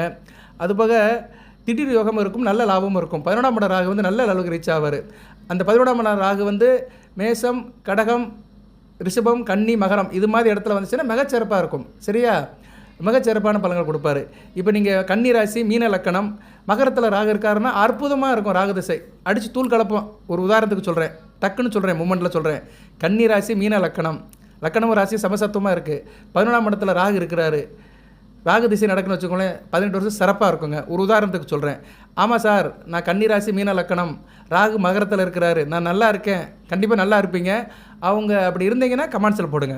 ஆமாம் சார், நான் நல்லா இருக்கேன், எந்த பிரச்சனையும் இல்லை அப்படின்னு சொல்கிறவங்க கமெண்ட்ஸில் போடுங்க. அந்த 11ஆம் இடம் ராகு நல்ல பலன்களை கொடுப்பாரு. வாழ்க்கையும் நல்லாயிருக்கும், யோகமாக இருக்கும். சரியா? ஓகே. இதே மாதிரி எல்லா லக்கணத்துக்கும் சொல்லலாம். சரியா? ஆனால் அந்த 11ஆம் இடம் வந்து மேசம், ரிஷபம், கடகம், கன்னி, மகரமாக வரணும். சரியா? அப்படி பார்த்துக்கணும் நீங்கள். இப்போ நீங்கள் விருச்சிக லக்கணத்தில் பிறந்தாலுமே 11ஆம் இடத்துல கன்னியில் ராகு இருந்தாலும் நல்ல பலன் வைப்பார். விருச்சிக லக்கணத்துக்கு ராகு திசை நல்லா இருக்காது. ஆனால் 11ஆம் இடம் கன்னியில் ராகு இருந்தாலும் நல்ல பலன்களை கொடுப்பாரு. சரியா? நீங்கள் எந்த ராசி, நீங்கள் கன்னி ராசிலே பிறக்கிறீங்க, விருச்சிக ராசி தான். ராகு வந்து ராசிலே இருப்பார். ஆனால் சந்திரனை விட்டு கொஞ்சம் விலகி இருக்கணும். சரியா? சந்திரனை விட்டு கொஞ்சம் சேராமல் இருக்கணும். அப்படி இருந்தாருன்னா நல்ல பலன்களை கொடுப்பாரு. ஓகே, இதெல்லாம் ஒரு உதாரண ஜாதகங்கள், அமைப்புகள். அடுத்து 11ஆம் இடத்துல ராகு இருந்தாருன்னா 5ஆம் இடத்துல கேது இருப்பார். 5ஆம் இடத்துல கேது இருந்தாருன்னா கோயில் குளத்து போவாங்க, நல்ல சாமி கும்பிடுவாங்க, ஆன்மீக வழிபாடு இருக்கும். இவங்களுக்கு பெண் தெய்வங்கள் வந்து குலதெய்வங்களாக இருக்கும். காவல் தெய்வங்கள், எல்லை பக்கம் இருக்கிற காவல் தெய்வங்கள் வந்து குலதெய்வங்களாக இருக்கும். பெண் வாரிசுகள் தான் அதிகமாக பிறக்கும். சரியா? குடும்பத்தில் ஒரு பெண்ணுடைய ஆதிக்கம் இருக்கும். பெண் தெய்வமும் குடும்பத்தில் இருக்கும். அடுத்து 12ஆம் இடத்துல ராகு இருக்கிறாருன்னா ஓரளவு பிரச்சனை இல்லை. சரியா? ஆனால் மனசில் ஒரு பயம் இருக்கும், கவலை இருக்கும். இவங்ககிட்ட யாரும் போக முடியாது, ஒரு மூடியாக இருப்பாங்க. நம்ம ஒன்று சொன்னால் அவங்க ஒன்று செஞ்சுட்டு இருப்பாங்க. குறுக்கு வழியில் ஈடுபடுவாங்க. எதுலையுமே ஷார்ட்கட்டில் போகிறது கெட்ட இருக்கும். அதனால் கெட்ட பேர் வரும். தேக ஆரோக்கிய பிரச்சனை இருக்கும். ஒழுக்கமாக இருக்க மாட்டாங்க. கெட்ட பழக்கம் இருக்கும். இருந்த போலும் கையில் காசு பணம் இருக்கும். பொருளை நல்லா சம்பாதிப்பாங்க. எல்லாத்தையும் ஈஸியாக பகைச்சிக்கிடுவாங்க. துர்க்கவாசம் இருக்கும். தூரதேசத்துக்கு போவாங்க. இருக்கிற இடத்த விட்டு நடந்து போய் வெளிநாட்டுக்கு போவாங்க. ராகு வந்து சரராசியில் இருந்து 12ஆம் இடத்துல ராகு இருந்தாருன்னா அவங்களுக்கு வந்து வெளிநாட்டு வேலை கிடைக்கும். சரராசினா மேசம், கடகம், துலாம், மகரம் இந்த ராசியில் ராகு இருந்து அவங்களுக்கு ராகு திசை நடக்குன்னு வச்சுக்கோங்களேன், அவங்களுக்கு வந்து வெளிநாட்டு வேலை கிடைக்கும். அந்த இடம் வந்து 12ஆம் இடமாகவும் இருக்கணும், கூடுதலாக இருக்கும். வெளிநாட்டு போனால் ரொம்ப நாள் இருப்பாங்க. அதே மாதிரி 12ஆம் இடத்துல ராகு வந்து கொஞ்சம் தூக்கம் வராது, அயனசேன போகம் இருக்காது, மனைவியை திருப்திப்படுத்த முடியாது, கணவன் மனைவி ஒரு சில பிரச்சனைகள் இருக்கும். சீக்கிரம் வந்து பணத்தை இழப்பாங்க. சேமித்து வச்ச பணத்தெல்லாம் பல நாள் கஷ்டப்பட்டு சேமித்து ஒரு நாள் செலவு பண்ணிட்டு போயிட்டே இருப்பாங்க. இது நல்ல அமைப்புன்னு சொல்ல முடியாது. இருந்தாலும் இந்த வெளிநாட்டு வேலைவாய்ப்பை கொடுப்பாரு, அலைச்சலை கொடுப்பாரு. 12ஆம் இடத்துல ராகு இருந்தாருன்னா 6ஆம் இடத்துல கேது இருப்பார். 6ஆம் இடத்துல கேது வந்து ஓரளவு பரவாயில்ல, அரசாங்க விஷயத்தை கொடுப்பாரு, அரசு வேலையை கொடுப்பாரு, அரசாங்க வெகுமதியை கொடுப்பாரு, நல்ல ஒரு முன்னேற்றத்தை கொடுப்பாரு, தைரியம் துணிவு நல்லபடியாக இருக்கும். இவங்கெல்லாம் வந்து இந்த பால் விரித்து இருக்கும், கால்நடை வச்சு இவங்கெல்லாம் வந்து நல்லா பிழைக்கலாம். எதிரிலால் எந்த பிரச்சனையும் இருக்காது. அரசியல் கட்சியில் சேர்ந்தாங்கன்னா நல்லபடியாக இருக்கும். இப்படி சில அமைப்பெல்லாம் கொடுப்பாரு இந்த 12ஆம் இடத்துல இருக்கிற ராகுவும் 6ஆம் இடத்துல இருக்க கேதுவும். ஓகே, நான் கேதுக்கு வேணால் தனியாக ஒன்று சொல்கிறேன். ஏன்னா உங்கள் ராசியில் தான் கேது இருக்கிறாரு, மே மாதம் வரைக்கும் இருக்கிறாரு. கேதுக்கு வேணால் தனியாக வீடியோ போடுறேன். இருந்தாலும் இந்த வீடியோ பதிவில் ராகுவை பற்றி பேசும்போது கேதுக்கும் சில பலன்களை சொல்லியிருக்கிறேன், ஷார்ட்டாக சொல்லியிருக்கிறேன். ஓகே நேயர்களே, இப்போ 12 லக்கணத்தில் இருந்து 12 வீட்டில் ராகு இருந்தாலும் என்ன பலன்கள்னு சொல்லியிருக்கிறேன். ஓகே, இப்போ வந்து ராசின்னு ஒன்று இருக்குது. இப்போ நீங்கள் எப்படி கன்னி ராசியில் பிறந்தாலுமே உங்கள் ராசியை தவிர்த்து மற்ற ராசி இருக்குது. அந்த ராசியில் ராகு இருந்தால் என்ன பலன்கள் சார் அப்படின்னு பார்த்தோம்னா அதுக்கு ஒரு பலன்கள் இருக்குது. இதெல்லாம் சேர்ந்து தான் பலன்கள் வரும். பலன்கள் வந்து இப்போ நீங்கள் கன்னி ராசியில் பிறந்திருக்கீங்கன்னா ராசிக்காகவும் லக்கணத்துக்காகவும் நட்சத்திரத்துக்காகவும் பலன்கள் நடக்கும். ஏற்கனவே சொன்ன மாதிரி தான் அதில் ஒவ்வொரு கிரகத்துக்கும் ராசிக்கும் சம்மந்தப்பட்டு நடக்கும். அது குறிப்பாக ராகு திசை நடக்கிறவங்களுக்கு இந்த பலன்கள் வந்து கரெக்டாக மேட்ச் ஆகும். இப்போ மேசத்தில் ராகு இருக்கிறாருன்னா யோகம் இருக்கும் தான், யோகம் இருக்கும், முன்னேற்றம் இருக்கும், ஹார்ட் ஒர்க் பண்ணுவாங்க, செல்ஃபிஷாக இருப்பாங்க, சுயநலவாதியாக இருப்பாங்க, புத்திர பாக்கியம் கம்மியாக தான் இருக்கும், தலை சம்மந்தப்பட்ட பிரச்சனை இருக்கும். அதனால் இவங்க வந்து கொஞ்சம் கவனமாக இருக்கணும். சரியா? ஜலதோஷம் பிடிக்காமல் இருக்கணும், வண்டி ஓட்டும்போது ஹெல்மெட் போட்டுக்கணும், கொஞ்சம் தலையை பாதுகாப்பு பண்ணிக்கணும். அடுத்து ரிஷபத்தில் ராகு இருக்கிறாரு. ரிஷபத்தில் ராகு இருக்கலாம், இயல்பு நிலையில் தான் இருப்பார். இருந்தாலும் தவறான பழக்க வழக்கம் இருக்கும். திரைப்பட நடிகராக இருப்பாங்க இவங்களாம், திரைப்படத்துறையில் சாதிப்பாங்க. இயலிசை, நாடகம், ஆடல், பாடல், ஓவியம், திரைப்படம் சம்மந்தம் இருப்பாங்க. குறுக்கு வழியில் பணம் சம்பாதிக்காமல் இருப்பாங்க. வாழ்க்கையில் வந்து ஒரு நல்ல வெகுவான நிலைக்கு போவாங்க. அது செல்வாக்கு இருக்கும். சீக்கிரத்தில் ஷார்ட் பீரியட்லேயே பெரிய லெவலுக்கு போவாங்க. கையில் காசு பணம் இருக்கும். என்ன தவறு இருக்கும், தவறான பழக்க வழக்கம் இருக்கும். அதனால் உடல்நலத்தை கெடுத்துக்கிடுவாங்க. மிதுனத்தில் ராகு இருக்கலாம், அருமையான அமைப்பு. உங்கள் ராசிநாதன் புதனுடைய ஞான வீடு மிதுனத்தில் ராகு இருந்தாலும் நல்ல பலன்களை கொடுப்பாரு. தேக ஆரோக்கியம் நல்லாயிருக்கும், நீண்ட ஆயுள் இருக்கும், கோயில் குளத்துக்கு போயிட்டு வருவாங்க, மத தொடர்பு, இறை சம்மந்தப்பட்ட தொடர்பு இருக்கும், மத போதகராக இருப்பாங்க, யோகி மாதிரி இருப்பாங்க, நல்ல ஒரு மதப்பற்று உடையவராக இருப்பாங்க, நல்ல விதமாக பார்க்கப்படுகிறது. ஆனால் குடும்ப வாழ்க்கை அந்த அளவு ஒட்ட மாட்டாங்க. கடகத்தில் ராகு இருக்கிறாரு. கடகம் அவருக்கு நல்ல வீடு தான், இருந்தாலும் கெட்டிக்காரத்தனம் இருக்கும், ஆனால் அமைதி இருக்காது, எதிரிகள் நிறையா இருப்பாங்க, கையில் காசு பணம் இருக்காது, ஏதோ தான் கையிலேயே கரணை அடிச்சுட்டு வாழ்க்கையை போயிட்டு இருப்பாங்க. சிம்மத்தில் ராகு இருக்கார் சார்னா பரவாயில்ல. சிம்மம் சூரியன் வீடாக இருந்தாலுமே சிம்ம லக்கணம் கடக லக்கணத்துக்கு தான் ராகு நல்லா செய்ய மாட்டார். ஆனால் சிம்ம ராசியில் இருக்கிற ராகு வந்து கெட்டிக்காரத்தனத்தை கொடுப்பாரு. நல்ல ஒரு கேரக்டர் வைஸ் நல்ல பழக்க வழக்கங்கள் கொடுப்பாரு. எழுத்துத்துறையில் நல்லா இருப்பாங்க. பேசுகிறது எழுதுறதுலாம் இவங்களுக்கு சிறப்பாக இருக்கும். கொடுக்கல் வாங்கல் நல்லா இருக்கும். தனது பேச்சால் மற்றவங்களை கட்டி போடுவாங்க. நல்ல விதமாக தான் பார்க்கப்படுகிறது. கன்னி ராகு கன்னியில் இருக்கலாம். உங்கள் ராசியில் ராகு இருந்தாலும் நல்ல விதமாக பார்க்கப்படுகிறது. நல்லா இருப்பாங்க. இவங்களாம் பெரிய லெவலில் ரீச் ஆவாங்க. தான் வாழ்நாளுக்கு பின்னாடியும் இவங்க படைத்த படைப்புகள் எழுதிய புஸ்தகங்கள் எல்லாம் நல்லபடியாக இருக்கும். வாழ்நாளுக்கு பின்னாடி இவங்களுக்கு பேரும் புகழும் இருக்கும். நல்ல ஒரு மனிதராக இருப்பாங்க. எழுத்துத்துறை நல்லாயிருக்கும். டேபிள் ஒர்க் இதெல்லாம் நல்லா வரும். இவங்களாம் நாவலாசிரியர், கதாசிரியர்கள், பாடலாசிரியராக இருப்பாங்க. இப்போ கவிஞர் கண்ணதாசன், கவிஞர் வாலிலாம் இறந்த பின்னாடும் அவங்களோட பேர் இருக்குது. அது மாதிரி தான் அந்த கண்ணியில் இருக்கிற ராகு இறந்த பின்னாடியும் அவங்க பேரை அவங்களுடைய வாழ்க்கையை பேச வைப்பார். எழுத்து மூலியமாக பேச வைப்பார். இன்றைக்கி நிறைய பேர் எழுத்தாளர் இருக்கிறாங்க. அவங்களெல்லாம் பற்றி பேசுகிறோம் நம்ம. ஓகே. துலாம் ராகு வந்து பூர்வீக சொத்தை கொடுப்பாரு. சில தேக ஆரோக்கிய பிரச்சனை கொடுப்பாரு. ஸ்கின் பிரச்சனையை கொடுப்பாரு. சரியா, ஸ்கின் பிரச்சனையை கொடுப்பாரு. அதே மாதிரி நல்லா காசு பணத்தை கொடுப்பாரு. கொஞ்சம் தோல் சம்மந்தப்பட்ட கம்ப்ளைண்ட் தான் இருக்கும். அது போய் இவங்களுக்கு வந்து கொஞ்சம் கலைநயமாக இருப்பாங்க. ஆள் ட்ரெஸ் கோட் போட்டுக்கிறது, அலங்காரப்படுத்திக்கிறது எல்லாமே இருக்கும். சுக்கிரன் வீட்டில் இருக்கிற ராகு வந்து கொஞ்சம் எக்ஸ்ட்ராடினரியாக இருப்பாங்க. ரிஷபம், துலாம் இது சம்மந்தப்பட்ட ராகு வந்து கொஞ்சம் ஆடல் பாடல், கொஞ்சம் வசீகரமாக இருப்பாங்க. பார்க்க ஃபேராக இருப்பாங்க. கொஞ்சம் கவர்ச்சியாக இருப்பாங்க. செக்ஸ்லேயும் கொஞ்சம் இன்ட்ரெஸ்ட்டாக இருப்பாங்க. விருச்சிகத்தில் ராகு இருக்கக்கூடாது. விருச்சிகத்தில் ராகு இருந்தாலே நல்ல விஷயம் கிடையாது. முரண்பட்ட உறவு இருக்கும். நல்ல ஒழுக்கம் இருக்காது. உடல்நல குறைவு இருக்கும். ரகசிய உறுப்பில் ஏதாச்சும் பிரச்சனை இருக்கும். இன்ஃப்ளெக்ஷன் ஆயிரும். ஆண் உறுப்பு, பெண் உறுப்பு இதில் மர்ம உறுப்புகளில் சில பிரச்சனைகள் இருக்கும். நல்ல விதமாக பார்க்கப்படாது. விருச்சிகத்தில் ராகு இருந்து ராகு திசை நடந்துச்சுன்னா சிறப்பாக இருக்காது. அதை செவ்வாய் பார்த்துட்டாருன்னா சுத்தம். சிம்மத்திலேருந்து பார்த்தாலும் சரி, ரிஷபத்திலேருந்து பார்த்தாலும் சரி, மேசத்திலேருந்து பார்த்தாலும் சரி, செவ்வாய் சனி தொடர்பில் அந்த ராகு விருச்சிகத்திலேருந்து தசை நடத்தினார்னா அந்த தசா புத்தி நல்லாவே இருக்காது. அப்படியும் சில பேருக்கு இருக்கும். ஆமான்னு சொல்லுவாங்க. கமெண்ட் பாக்ஸில் போடுங்க. அடுத்து தனுசில் ராகு இருக்கலாம். கோதண்ட ராகு அருமையான அமைப்பு. குரு வீட்டில் அவர் இருக்கலாம். நல்ல ஒரு அமைப்பை கொடுப்பாரு. நல்ல வாழ்க்கையை கொடுப்பாரு. முன்னேற்றத்தை கொடுப்பாரு. செகண்ட் பார்ட் நல்லா இருக்கும் இவங்களுக்கு. வாழ்க்கையில் 2ஆம் பகுதி நல்ல பேராகி பெரிய லெவலுக்கு போயிடுவாங்க. மகர ராகு அருமையான அமைப்பு. மகரத்தில் ராகு இருக்கலாம். நல்ல தொழிலை கொடுப்பாரு. தொழில் ரீதியாக இடத்த கொடுப்பாரு. சம்பாத்தியத்தை கொடுப்பாரு. நல்ல மனைவி, நல்ல பிள்ளைகள் அப்படின்னு சந்தோஷமான வாழ்க்கையை கொடுப்பாரு. கும்பத்தில் ராகு ஆன்மீகத்தை கொடுப்பார். கோயில் குளத்துக்கு போயிட்டு வருவாங்க. நல்லா பேசுவாங்க. குடும்பம் தாமதமாக அமையும். அந்தளவுக்கு யோகம் இருக்காது. சரியா, காசை தவிர மற்ற எல்லாமே நல்லபடியாக அமையும். மீனத்தில் ராகு அருமையாக இருக்கலாம். மீனத்தில் ராகு இருக்குது. நல்ல வாழ்க்கையை கொடுப்பாரு. கெட்டிக்காரனாக இருப்பாங்க. கோயில் குளத்துக்கு போயிட்டு வருவாங்க. ஆன்மீகப்பட்டு இருக்கும். பல அற்புதங்களை செய்வாங்க. நல்ல மனிதனாக இருப்பாங்க. மீனத்தில் இருக்கிற ராகு நல்ல பலன்களை கொடுப்பாரு. ஓகே நேயர்களே, இப்போ ராகுவை பற்றி ஓரளவு சொல்லிட்டேன் நான். சரியா, லக்கண ரீதியாக சொல்லியிருக்கிறேன். ஒவ்வொரு ராசியிலும் இருந்தாலுமே என்ன செய்வார்னு சுருக்கமாக சொல்லியிருக்கிறேன். நிறைய சொல்லலாம். ராகுவை பற்றி இன்றைக்கி முழுக்க பேசலாம். இன்றைக்கி முழுக்க என்ன ஒவ்வொரு விதமாக பேசலாம். ஒவ்வொரு இடத்துல இருந்தார்னா என்னென்ன பலன்களை கொடுப்பாரு, அந்த கிரகம், நட்சத்திர சாரம், பார்த்த கிரகம், தன்னோட இணைந்த கிரகம் எல்லாத்தையும் சொல்லலாம். இருந்த போதிலும் இப்போ ராகு வந்து மற்ற கிரகங்கள் கூட சேர்ந்தார்னா என்ன பலன்களை கொடுப்பாரு அதை சொல்கிறேன் நான். அவர் வந்து மற்ற கிரகங்கள் கூட சேர்ந்து என்ன பலன்களை கொடுப்பாரு, உங்கள் ஜனன ஜாதகத்தை நீங்கள் செக் பண்ணிக்கோங்க. அது வந்து வாழ்நாள் முழுக்க அந்த பலன்கள் இருக்கும். அதுபோக வந்து அந்த ராகு திசை புத்திகளையும் அந்த பலன்கள் வந்து வரும். சரியா, கூடுதலாக இருக்கும் அதோட தாக்கம். ராகு வந்து புதன் கூட சேர்ந்துருக்கிறாரு. உங்கள் ராசிநாதன் கூட சேர்ந்துருக்கிறாரு. பகுத்தறிவு திறன் இருக்கும். நல்லா பேசுவாங்க. சயின்டிஸ்டாக இருப்பாங்க. ஜோதிடத்தில் கிட்லாடியாக இருப்பாங்க.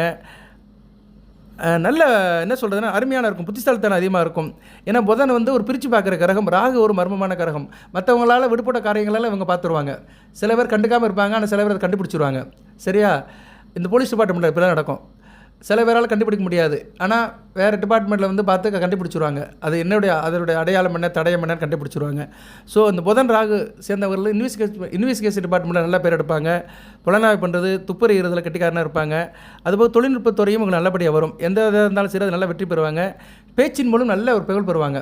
பேச்சால் நல்ல சமுதாயத்தில் ஒரு புகழும் அந்தஸ்தும் இருக்கும். புதன் ராகு இணை வந்து ஓரளவு நல்லா தான் இருக்கும். சயின்ஸ் ஃபிக்ஷன் இருக்கும். சரியா, அடுத்து வந்து குரு ராகு வந்து ஓரளவு வந்து நல்ல விதமாக தான் பார்க்கப்படுகிறது. சரியா, குரு ராகு வந்து நல்ல ஒரு விதமாக தான் பார்க்கப்படுகிறது. கோயில் குளத்துக்கு போவாங்க. அரசியல்வாதியாக இருப்பாங்க. சரியா, ஆன்மீக பணியும் இருக்கும், அரசியல் பணியும் இருக்கும். ஆன்மீக அரசியல் இருக்கும். அதுபோக வந்து இவங்க வந்து நல்ல ஒரு பேராசிரியராக இருப்பாங்க. நல்லா சொல்லிக் கொடுப்பாங்க. நல்ல விதமாக பார்க்கப்படுகிறது. சில பேருக்கு குரு கெட்டு போயிருந்தாருன்னா மனச்சோறு வந்துடும். குரு ராகு சேர்க்கை வந்து சில பேருக்கு குரு கெட்டு போயிட்டார். குரு துலாம் ரிஷபத்தில் இருந்து அங்கே ராகு குரு சேர்க்கை இருந்துச்சுன்னா மனசோறு வந்துடும். எதுக்கெடுத்தாலும் சோர்ந்து போய் உட்காந்துருவாங்க. அடுத்து வந்து ராகுவும் சுக்கிரனும் இது வந்து ஒரு நல்ல பழங்கள் தான், ஆனால் தேவையில்லாத பழங்களையும் கொடுக்கும். ராகு சுக்கிரன் வந்து பெண் சுகம் உள்ள கிரகம், ஆணுக்கு வந்து பெண் சுகத்தை கொடுப்பாரு. இவங்க வந்து இந்த கிரகங்கள் இணைஞ்சிச்சுன்னா திரைப்படத்துறையில் நல்ல ஒரு பேர் எடுப்பாங்க. ஆனால் கெட்ட பழக்க வழக்கம் இருக்கும், சரியா பழக்க வழக்கம் சரியாக இருக்காது. ஆனால் நல்ல ஒரு லெவலுக்கு ரீச் ஆவாங்க. மக்களை கவரக்கூடிய ஆற்றல் இருக்கும், அட்ராக்ஷன் இருக்கும். ராகு சுக்கிரன் சேர்ந்தவர்கள் வந்து மற்றவங்களை அட்ராக்ஷன் பண்ணுவாங்க, கவருவாங்க. அந்த ராகு சுக்கிர புத்தி நடக்கும்போது சில பெண்கள் தொடர்பு இருக்கும், பெண்களால் சில பிரச்சனைகள் வரும். இருந்த போதிலும் அதை சரி பண்ணிடுவாங்க, சரியாக கடைசியில் ஜெயிச்சிருவாங்க. அதுபோக வந்து ராகு சூரியன் சந்திரன் கூட இணைஞ்சா எப்படி சார் இருக்கும் அப்படின்னு பார்த்தோம்னா, சூரியன் சந்திரன் கூட இணைஞ்சுன்னா அது ரெண்டு ஒளி கிரகங்கள். ராகு வந்து ஒரு இருள் கிரகம்.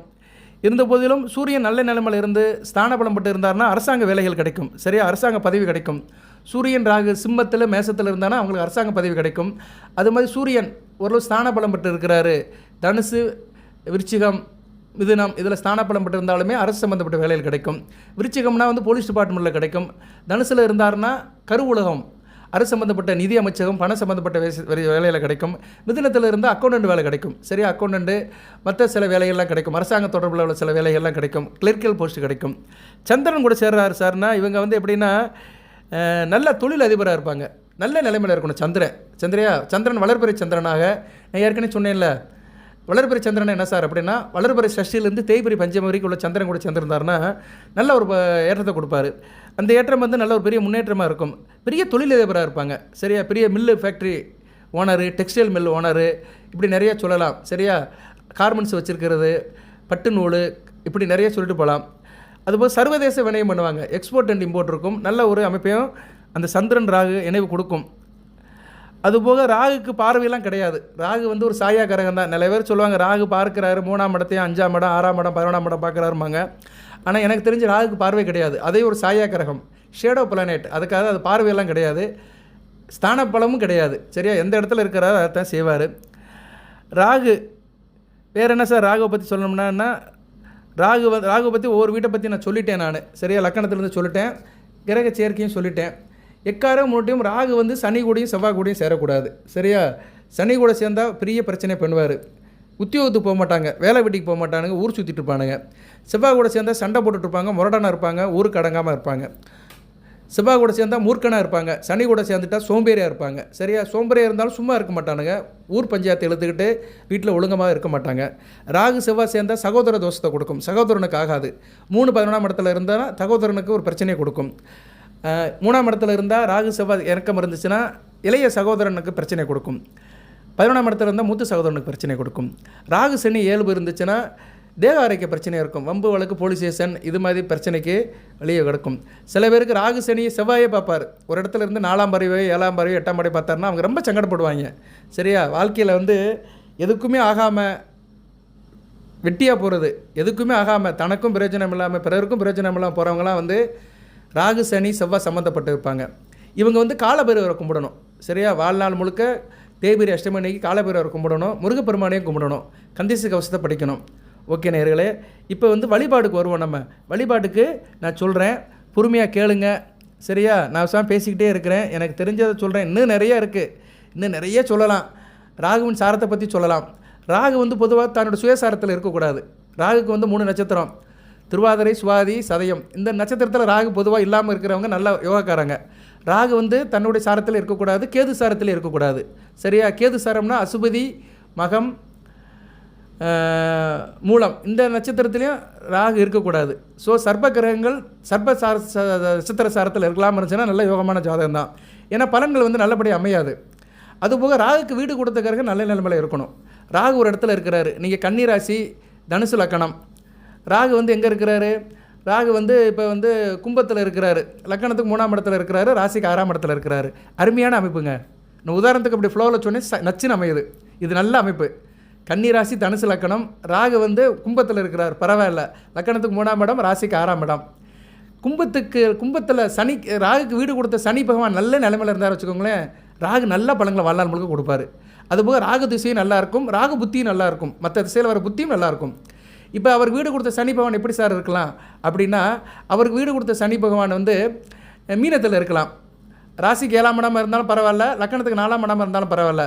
ஆனால் விருச்சிகத்தில் இருக்கிற சனி பகவான் பார்க்கணும், இல்லைனா வந்து சனி பகவான் இல்லை குரு பகவான் பார்க்கணும், குரு தொடர்பு இருக்கணும். அந்த சனி பகவானை வந்து குரு பார்க்கணும். அது ராகுக்கு வீடு கொடுத்த கிரகம் சுபத்துவமாக இருக்கணும். மீனத்தில் சனி பகவான் இருக்குது நல்ல அமைப்பு தான். மீனத்தில் இருக்க சனி பகவான் நல்ல பலங்களை தான் கொடுப்பாரு. அவர் வந்து விருச்சிகத்தில் ஸ்தான பலம் பெற்ற குரு பார்த்தாருன்னா நல்ல பலங்களை கொடுப்பாரு. சரியா, அருமையான அமைப்புங்க. இப்படி சில ஜாதகங்கள் இருக்கும்போது ராகு திசை நல்லாயிருக்கும், சனி திசையும் நல்லாயிருக்கும். சரியா, இடையில வர குரு திசை சுமாராக இருக்கும். ஏன்னா குரு வந்து லக்கணத்துக்கு 12ஆம் இடத்துல மறைவார், ஸ்தான பலம் பெற்று இருப்பார். அந்நேரம் செவ்வாயோட நிலைப்பாட பார்க்கணும். செவ்வாய் சிறப்பாக இருந்தாருன்னா குரு திசை நல்லாயிருக்கும். ஸோ இப்படி வரும்போது இவங்களுக்கு வந்து இந்த ராகு திசை, குரு திசை, சனி திசை 3 நல்லாயிருக்கும். ராகு திசை 18 வருடம், குரு திசை 16 வருடம், சனி திசை 19 வருடம், 3மே நல்லாயிருக்கும். 18, 16, 34, 34, 19, 34, 19 எவ்வளவு? 53. எஸ், 53 வருஷம் நல்லா இருப்பாங்க. சரியா, ஒருத்தனுக்கு 30 வயசில் ராகு திசை ஆரம்பிக்கினா 83 வயசு வரைக்கும் நல்லா இருப்பாங்க. இவங்க தாங்க யோக ஜாதகம். இதுதான் யோக ஜாதகம். வாழ்நாள் முழுக்க நல்லா இருப்பாங்க. சில நடிகரை பாருங்கள், சினிமாவில் நடிப்பாங்க, அடுத்து வந்து அரசியல் கட்சி ஆரம்பிப்பாங்க, முதலமைச்சர் ஆயிடுவாங்க, கடைசி வரைக்கும் பேரும் போலோடு இருப்பாங்க. அவங்களுக்குலாம் பார்த்தீங்கன்னா அடுத்தடுத்து இந்த திசை நடக்கும். ஏன்னா ராகு குரு சனி மகா திசைகள் வந்து நிறைய பீரியட் உள்ளது. அதனுடைய கால அளவு நிறைய. ராகு திசை 18 வருடம், குரு திசை 16 வருடம், சனி திசை 19 வருடம். இந்த காம்பினேஷனில் யாருக்குனாச்சும் அமைஞ்சிச்சுன்னா அவங்களுக்கு வந்து அந்த 53 வருடம் அருமையாக இருக்குங்க. சில பிரச்சனைகள் இருக்கும், ஏற்றத்தாழ்வு இருக்கும். ஆனால் தனிப்பட்ட முறையில் அவங்கள அசைக்க முடியாது. அவங்களையோ, அவங்க பேரையோ, அவங்க புகழையோ, அந்தஸ்தையோ, செல்வாக்கையோ, சொல்வாக்கையோ எதையும் அசைக்க முடியாது. அப்படி ஸ்ட்ராங்காக இருந்துட்டு போயிடுவாங்க. இப்படி இருக்குது. அப்படி இருக்கிறவங்க தான் இன்றைக்கி புகழ்பெற்ற மனிதர்களாக இருக்கிறாங்க. அரசியல் கட்சியிலும் சரி, திரைப்படத்திலும் சரி, சினிமா துறையிலும் சரி, மற்ற துறையிலும் சரி நல்லா இருப்பாங்க. சில டாக்டரை பாருங்கள், நமக்கு தெரிஞ்சு சின்ன வயசுலேருந்து இப்போ வரைக்கும் நல்ல பேரும் புகழோடு இருப்பாங்க. எனக்கு 10 வயசில் பார்த்த டாக்டர் இன்னும் இருப்பார். அவருக்கு வயசாக இருக்கும், 70 வயசுக்கிட்ட இருக்கலாம். ஆனால் அவர் இன்னும் அந்த பேரில் தான் இருப்பார். அவருக்கு அடுத்து ஒரு மகன் ஆஸ்பத்திரி ஆரம்பிச்சிருப்பார். அவர் இன்னும் அந்த ஆஸ்பத்திரிக்கு வந்துட்டு போயிருப்பார். அந்த பழைய பேர் புகழ் அந்தஸ்தோடு இருப்பார். அப்படிப்பட்டவங்களுக்கெல்லாம் பார்த்தோம்னா அந்த அமைப்பு கரெக்டாக இருக்கும். ஓகே, ஏன்னா இந்த 3 திசையும் வந்து முக்கியமான திசைகள். ராகு குரு சனி திசை வந்து ஒரு மனிதனுக்கு நல்லபடியாக இருந்துச்சுன்னா அவன் வாழ்க்கையில் வெற்றி பெற்றுட்டான்னு அர்த்தம். சரியா, இதை நீங்கள் எந்த ஜாதகத்திலையும் செக் பண்ணிக்கலாம். சரியா, நான் வந்து இல்லாதெல்லாம் சொல்ல உண்மையை தான் சொல்கிறேன். என்னால் இதை ப்ரூஃப் பண்ணவும் முடியும். ஓகே நேயர்களே, இந்த அமைப்பில் கிரகங்கள் இருந்துச்சுன்னா ராகு நல்ல பலன்களை கொடுப்பாரு. ராகுவை போல் கெடுப்பாரும் இல்லை கொடுப்பாரும் இல்லைன்னு இருக்காங்க. ஸோ கொடுத்தாருன்னா நல்லா கொடுத்துருவார். அதுக்கடுத்து வர தசாபத்திலையும் நல்லா கொடுப்பாரு. குரு திசையிலையும் கொடுப்பாரு, சனிமகா திசையிலையும் கொடுப்பாரு. ஓகே நேயர்களே, இப்போ வந்து ராகுவை பற்றி ஓரளவு சொல்லியாச்சு. அவருடைய சேர்க்கையும் சொல்லியிருக்கிறேன். அவர் வந்து சனி கூடயும் செவ்வாய் கூடயும் சேரக்கூடாது, அம்மாவை சந்திரன் கூட சேரக்கூடாது, முதலே சொன்னேன். இப்போ சரி, ராகு வந்து எனக்கு சரியில்லை சார், எனக்கு ஜனன ஜாதகத்தில் தோஷம் இருக்குது, அது போய் எனக்கு ராகு திசை நடக்குது, எனக்கு சரியில்லை அப்படின்னு சொல்கிறவங்க எந்தெந்த கோயிலுக்கு போகலாம் அப்படின்னா காளகஸ்திக்கு போகலாம். காளகஸ்திக்கு எப்போ போகலாம்னா உங்கள் ஜென்ம நட்சத்திரத்தை அன்னைக்கு போங்க. உத்திரம், அஸ்தம், சித்திரை இந்த நட்சத்திரத்தை அன்னைக்கு போங்க. இல்லைன்னா ராகுவனி நட்சத்திரம் வர அன்னைக்கு போங்க. சுவாதி, சதயம், திருவாதிரை நட்சத்திரம் வர அன்னைக்கு கோயிலுக்கு போங்க.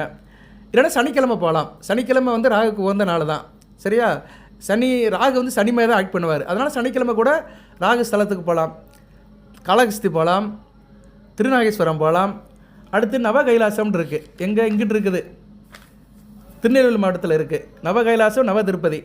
அதில் ராகுக்கு வந்து நவ கைலாசம் சிவன் கோயில் குன்னத்தூரில் போய் நீங்கள் வழிபாடு பண்ணலாம். அடுத்து வந்து நவ கைலாசம் பெருமாள் தான் அங்கே எல்லாமே இருப்பார். பெருமாள் தான் அங்கே பூஜை, நவக்கிரகங்கள்லாம் கிடையாது. அவரே வந்து அதை எடுத்து செய்வார். ரெட்டை திருப்பதி வந்து ராகு அதுக்கு ரெண்டுக்குமே வந்து ஸ்தலம் தான். ஸோ இந்த 4 இடத்துக்கு போங்க. திருநெல்வேலி மாவட்டத்தில் இன்னொரு இடம் இருக்குது, சங்கரன் கோயில். சர்ப்ப விநாயகர் இருக்கிறாரு. சங்கரன் கோயிலே சர்ப்பஸ்தலம் தான், பாம்பாட்டு சித்தருடைய சமாதி. ஸோ சங்கரன் கோயிலில் போகிறது சிறப்பு தான். ஸோ ஒரு 5 இடம் சொல்லியிருக்கிறேன். காளகஸ்தி, திருநாகேஸ்வரம், சங்கரன் கோயில், குன்னத்தூர், ரெட்டை திருப்பதி. இந்த 5 இடத்துக்கும் போகலாம். இதில் 3 இடங்கள் வந்து சவுத்து தமிழ்நாட்டில் இருக்குது, 2 வந்து நார்த்தில் இருக்குது. ஓகே நேயர்களே, ஓரளவு சர்வ் பண்ணியாச்சு அப்படின்னு நினைக்கிறேன். இப்போ வந்து ராகு திசையில் ஒரு புத்தி நடக்கும். ராகு திசையில் 18 வருடம் நடக்கும். அந்த ஒவ்வொரு புத்திக்கும் பலன்கள் சொன்னோம்னா இன்னும் நிறைய நேரம் ஆகும். ஏன்னா ஒவ்வொரு கிரகங்களும் வந்து ஜாதகத்தில் எங்கெங்கே இருக்குன்னு சொல்லணும், லக்கண ரீதியாக சொல்லணும். உங்களுக்கு விருப்பம் இருந்தால் கேளுங்க, நான் உங்களுக்கு போடுறேன். ஏன்னா உங்கள் விருப்பம் இல்லாமல் நான் திரிக்கக்கூடாது எதையுமே. அதனால் நீங்கள் வந்து கேளுங்க, சார் எங்களுக்கு ராகு திசை நடக்குது, ஒவ்வொரு புத்திக்கும் பலன் போடுங்கன்னு சொல்லுங்கள். அதுக்கு வேணால் நான் அடுத்தடுத்து போடுறேன். பரிகார வழிபாடு இன்னும் கொஞ்சம் கிளாரிட்டியாக சொல்கிறேன். ஏன்னா ஒவ்வொரு புத்தியிலும் கிரகங்களுடைய நிலைப்பாடு மாறுபடும். சரியா, ஓகே. இப்போ ராகு திசையில் வந்து ராகு புத்தி நடக்கிறவங்க வந்து பௌர்ணமி தோறும் அம்மனை கும்பிடணும், துர்க்கை அம்மனும் காளி அம்மனை கும்பிடணும், விநாயகரையும் கும்பிடலாம். சரியா, சர்ப்ப விநாயகரை கும்பிடணும். விநாயகருக்கு 2 பக்கம் வந்து சர்ப்ப கிரகங்கள் இருக்கும், அந்த விநாயகரை கும்பிடலாம். நான் வழிபாடு தான் சொல்கிறேன், பரிகாரத்தெல்லாம் சொல்லலை.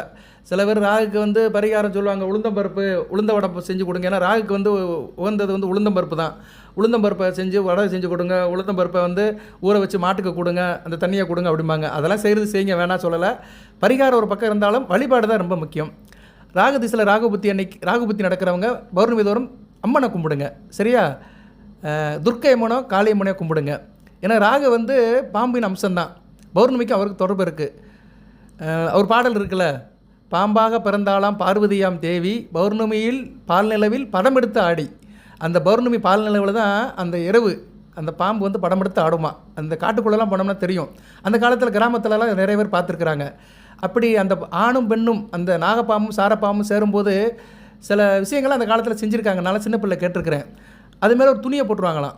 அந்த இடம் பார்த்து அந்த பௌர்ணமி அன்னைக்கு அந்த பாம்பு சேர்ற போகும்போது மறைஞ்சிருந்து மரத்துக்கு மேலே உட்காந்துருந்து சில இடத்துல அது சேரும். அதை கண்டுபிடிச்சிட்டு அந்த நிலா வெளிச்சத்தில் அது மேலே ஒரு துணியை போட்டுருவாங்களாம். அது ரெண்டும் இணைஞ்சி சேர்ந்து போன பின்னாடி அந்த துணியை எடுத்து பத்திரமா வச்சுக்குருவாங்களாம். வீட்டில் பூஜை அறையில் பெட்டியில் வச்சுட்டாங்கன்னா நல்ல யோகமாக அந்த துணி அதை துண்டாக மடக்கி தோளில் போட்டு போனாங்கன்னா அந்த காரியம் எல்லா காரியமும் சக்ஸஸ் ஆகுமா. இப்படிலாம் சில செய்திகள் நான் கேள்விப்பட்டிருக்கிறேன். இது உண்மையோ பொய்யோ எனக்கு தெரியாது, அனுபவிக்கலை, நான் அனுபவரீதியாக உணரலை. ஆனால் இந்த தகவல்லாம் இந்த மக்கள் மத்தியில் பரவுது. சரியா? இந்த ஒரு தகவலை சொல்கிறேன். இது மாதிரி நிறைய தகவல் இருக்குது. ஆனால் இது நிறைய நான் கேள்விப்பட்டிருக்கிறேன், நிறைய பேர்கிட்ட கேள்விப்பட்டிருக்கிறேன். ஆனால் அந்த சான்ஸ் வந்து எல்லாத்துக்கும் வராது. ஏன்னா அந்த சர்ப்ப கிரகங்கள் சாரப்பாம்பு நாகப்பாம்பு சேருறதே கண்டுபிடிக்கிறது பெரிய விஷயம். அது பௌர்ணமி அன்னைக்கு சேரும்போது அது மேலே துணியை போட்டு அந்த துணியை எடுத்து நம்ம பத்திரமா வச்சுக்கிட்டோம்னா அது ஒரு பெரிய இதை கொடுக்கும். சில பேர் இது மூட நம்பிக்கைம்பாங்க. ஆனால் நம்பிக்கை தான் நடராஜன். சரியா நேர்களே? எல்லாத்துக்குமே ஒரு காரணம் இருக்குது. காரணம் இல்லாத காரியம் இல்லை. ஓகே, நம்ம இதுக்குள்ளே ரொம்ப போக வேண்டாம். அடுத்து ராகதிசை குருபத்தில் என்ன செய்யலாம் அப்படின்னா, சிவநாமத்தை சொல்லணும், சிவனுடைய நாமத்தை சொல்லணும், சிவன் கோயிலுக்கு போயிட்டு வரணும். சனி புத்தியில் வந்து சிவனுக்கு அபிஷேகம் பண்ணணும், அபிஷேக பொருள் கொடுக்கலாம். பிரதோஷம் அன்னைக்கு சிவபெருமானுக்கு அபிஷேக பொருள் சிவபெருமானை கும்பிடலாம், சிவபெருமானுக்கு அபிஷேகத்து பொருள் கொடுக்கலாம். குறிப்பாக சனி பிரதோஷத்தன்னைக்கு கலந்துக்கலாம். புதன் புத்தி நடக்கு, ராகதிசை புதன் புத்தி, விஷ்ணு சகசரநாமம். சரியா? புதன்கிழமை தோறும் பெருமாள் கோயிலுக்கு போகலாம். அடுத்து கேது புத்தி நடக்குன்னா நாக பிரதிஷ்டை பண்ணலாம். இந்த அரச மத்தடியிலலாம் நாகம் வாங்கி வைக்கிறாங்கல்ல, கல்லில் செஞ்சு வைப்பாங்க, நாக பிரதிஷ்டை பண்ணலாம். விநாயகர் பெருமானை கும்பிடலாம். சுக்கிர புத்தியில் துர்க்கை அம்மனையோ அல்லது காளி அம்மனையோ கும்பிடலாம். வெள்ளிக்கிழமை இரவு 8 to 9 கும்பிடலாம். சூரிய புத்தியில் சூரிய நமஸ்காரம் தான், காலையில் எழுந்துச்சு சூரிய நமஸ்காரம் பண்ணிட்டே போகலாம். சந்திர புத்தியில் வந்து சிவனுடைய நாமத்தை சொல்லலாம். சரியா? சிவன மந்திரத்தை சொல்லலாம். செவ்வாய் புத்தியில் கந்தச கவசம் படிக்கணும், முருகப்பெருமானை கும்பிடணும். ஓகே நேர்களே, ராகு கன்னி ராசிக்கு ராகுவை பற்றி சொல்லியிருக்கிறேன். அட் பர்சன்ட் கோச்சார நிலைமையும் சொல்லியிருக்கிறேன், ஜனன ஜாதக அமைப்பையும் சொல்லியிருக்கிறேன், தசாபுத்தி அமைப்பையும் சொல்லியிருக்கிறேன், எந்தெந்த இடத்துல இருந்தால் என்ன பலன்களும் சொல்லியிருக்கிறேன். இன்னும் நிறைய சொல்லலாம், நிறைய தகவல் இருக்குது. அதெல்லாம் சொன்னோம்னா கேட்கறதுக்கு உங்களுக்கு நேரம் இருக்காது. சரியா? இதவே கிட்டத்தட்ட ஒரு 1 hour கிட்ட ஆயிருக்கும்னு நினைக்கிறேன். இன்னும் டயத்தை பார்க்கல. ஓகே, இருந்துட்டு போட்டோம். ஒரு நல்ல தகவலை சொல்லியிருக்கிறேன். ராகு வந்து இந்த வருடம் 2025 நல்ல பயிற்சி தான் ஆகிறாரு, 6ஆம் இடத்துக்கு வராரு. இருந்தாலும் சனிபானு கூட சேர்ந்து இருக்கிறாரு. ஒரு 11 மாதம் சேர்ந்து இருக்கிறாரு. 12/1/2025 15/12/2025 வரைக்கும். இந்த காலகட்டத்தில் கவனமாக இருங்க, தேவையில்லாத காரியத்தை பண்ணாதீங்க. சரியா? குறிப்பாக உத்தியோகத்துக்கு போகிறவங்க நேர்மையாக இருங்க. அரசாங்க உத்தியோகம் இருந்தாலும் சரி, தனியார் உத்தியோகம் இருந்தாலும் சரி, உத்தியோகத்தில் இருக்கிறவங்க நேர்மையாக இருக்குங்க. நீதி நேர்மைக்கு கட்டுப்பட்டு இருங்க. ஏன்னா சனி பகவான் சேர்றாரு. அவர் ஒரு நியாய தர்மம் பார்க்குற கிரகம். ராகு வந்து உல்ட்டா அடிக்கிற கிரகம். ஸோ 2 பேத்துக்கும் ஒரு காம்பினேஷன் கரெக்டாக இருக்காது. 7ஆம் இடம் ஏற்கனவே சொல்லிட்டேன், கணவன் மனைவி உறவு, கூட்டுத்தொழில், நண்பர்கள், சொந்த பந்தம், இணக்கம், இன்டகிரேஷன், ஒற்றுமை, இதெல்லாம் கவனமாக இருக்கணும். யாருக்கும் எந்த வம்பு தும்பும் செய்யாதீங்க, துரோகம் நினைக்காதீங்க, நயவஞ்சத்துக்கு ஆளாதீங்க. இதெல்லாம் இல்லாமல் இருந்தீங்கன்னா எந்த பிரச்சனையும் இல்லாமல் இருக்கும். அப்படி நீங்கள் செஞ்சீங்கன்னா அதுக்கு உண்டான தண்டனையை நீங்கள் அனுபவிக்கிற மாதிரி இருக்கும். சரியா நேர்களே? நான் வந்து உள்ளதை தான் சொல்கிறேன், அதுக்கேற்ற மாதிரி நீங்கள் இருங்க. ஓகே, கன்னி ராசிக்கு இந்த ராகு பகவான் நல்ல பலன்களை கொடுப்பாரு. அந்த வழிபாடு பண்ணுங்க, போயிட்டு வாங்க. நான் சொன்ன கோயிலுக்கெல்லாம் போயிட்டு வாங்க, நல்லபடியாக நடக்கும். ஒரு தடவை போயிட்டு வாங்க. சரியா? அது குறிப்பாக இந்த ராகு திசை நடக்கிறவங்க போயிட்டு வரலாம், கொஞ்சம் வயசில் இருக்கிறவங்க. அதுபோல் மற்ற திசையில் ராகு புத்தி நடந்தாலும் போயிட்டு வாங்க. சில பேர் சங்கடப்படுவாங்க, சனி திசையில் ராகு புத்தி நடந்துச்சுன்னா சங்கடப்படுவாங்க, அவங்களும் போயிட்டு வரலாம். குரு திசை ராகு புத்தி இருந்தாலும் போயிட்டு வரலாம். அதுபோக புதன் திசை ராகு புத்தி வயதானவர்கள் நடக்கும், அவங்களும் ஒரு தடவை கோயிலுக்கு போயிட்டு வரலாம். வாழ்த்துக்கள். எல்லாம் வல்ல இறைவன் கன்னிராசி நேயர்களுக்கு சில சௌபாகியத்தையும் சில ஐஸ்வர்யத்தையும் சில நன்மையிலும் கொடுப்பார். அனைத்து வளங்கள் நலங்களை பற்றி தேக ஆரோக்கியத்துடன் தீர்க்காலுடன் நீடோடி வாழ்க நிறைந்த வளம் பெறுக. நன்றி.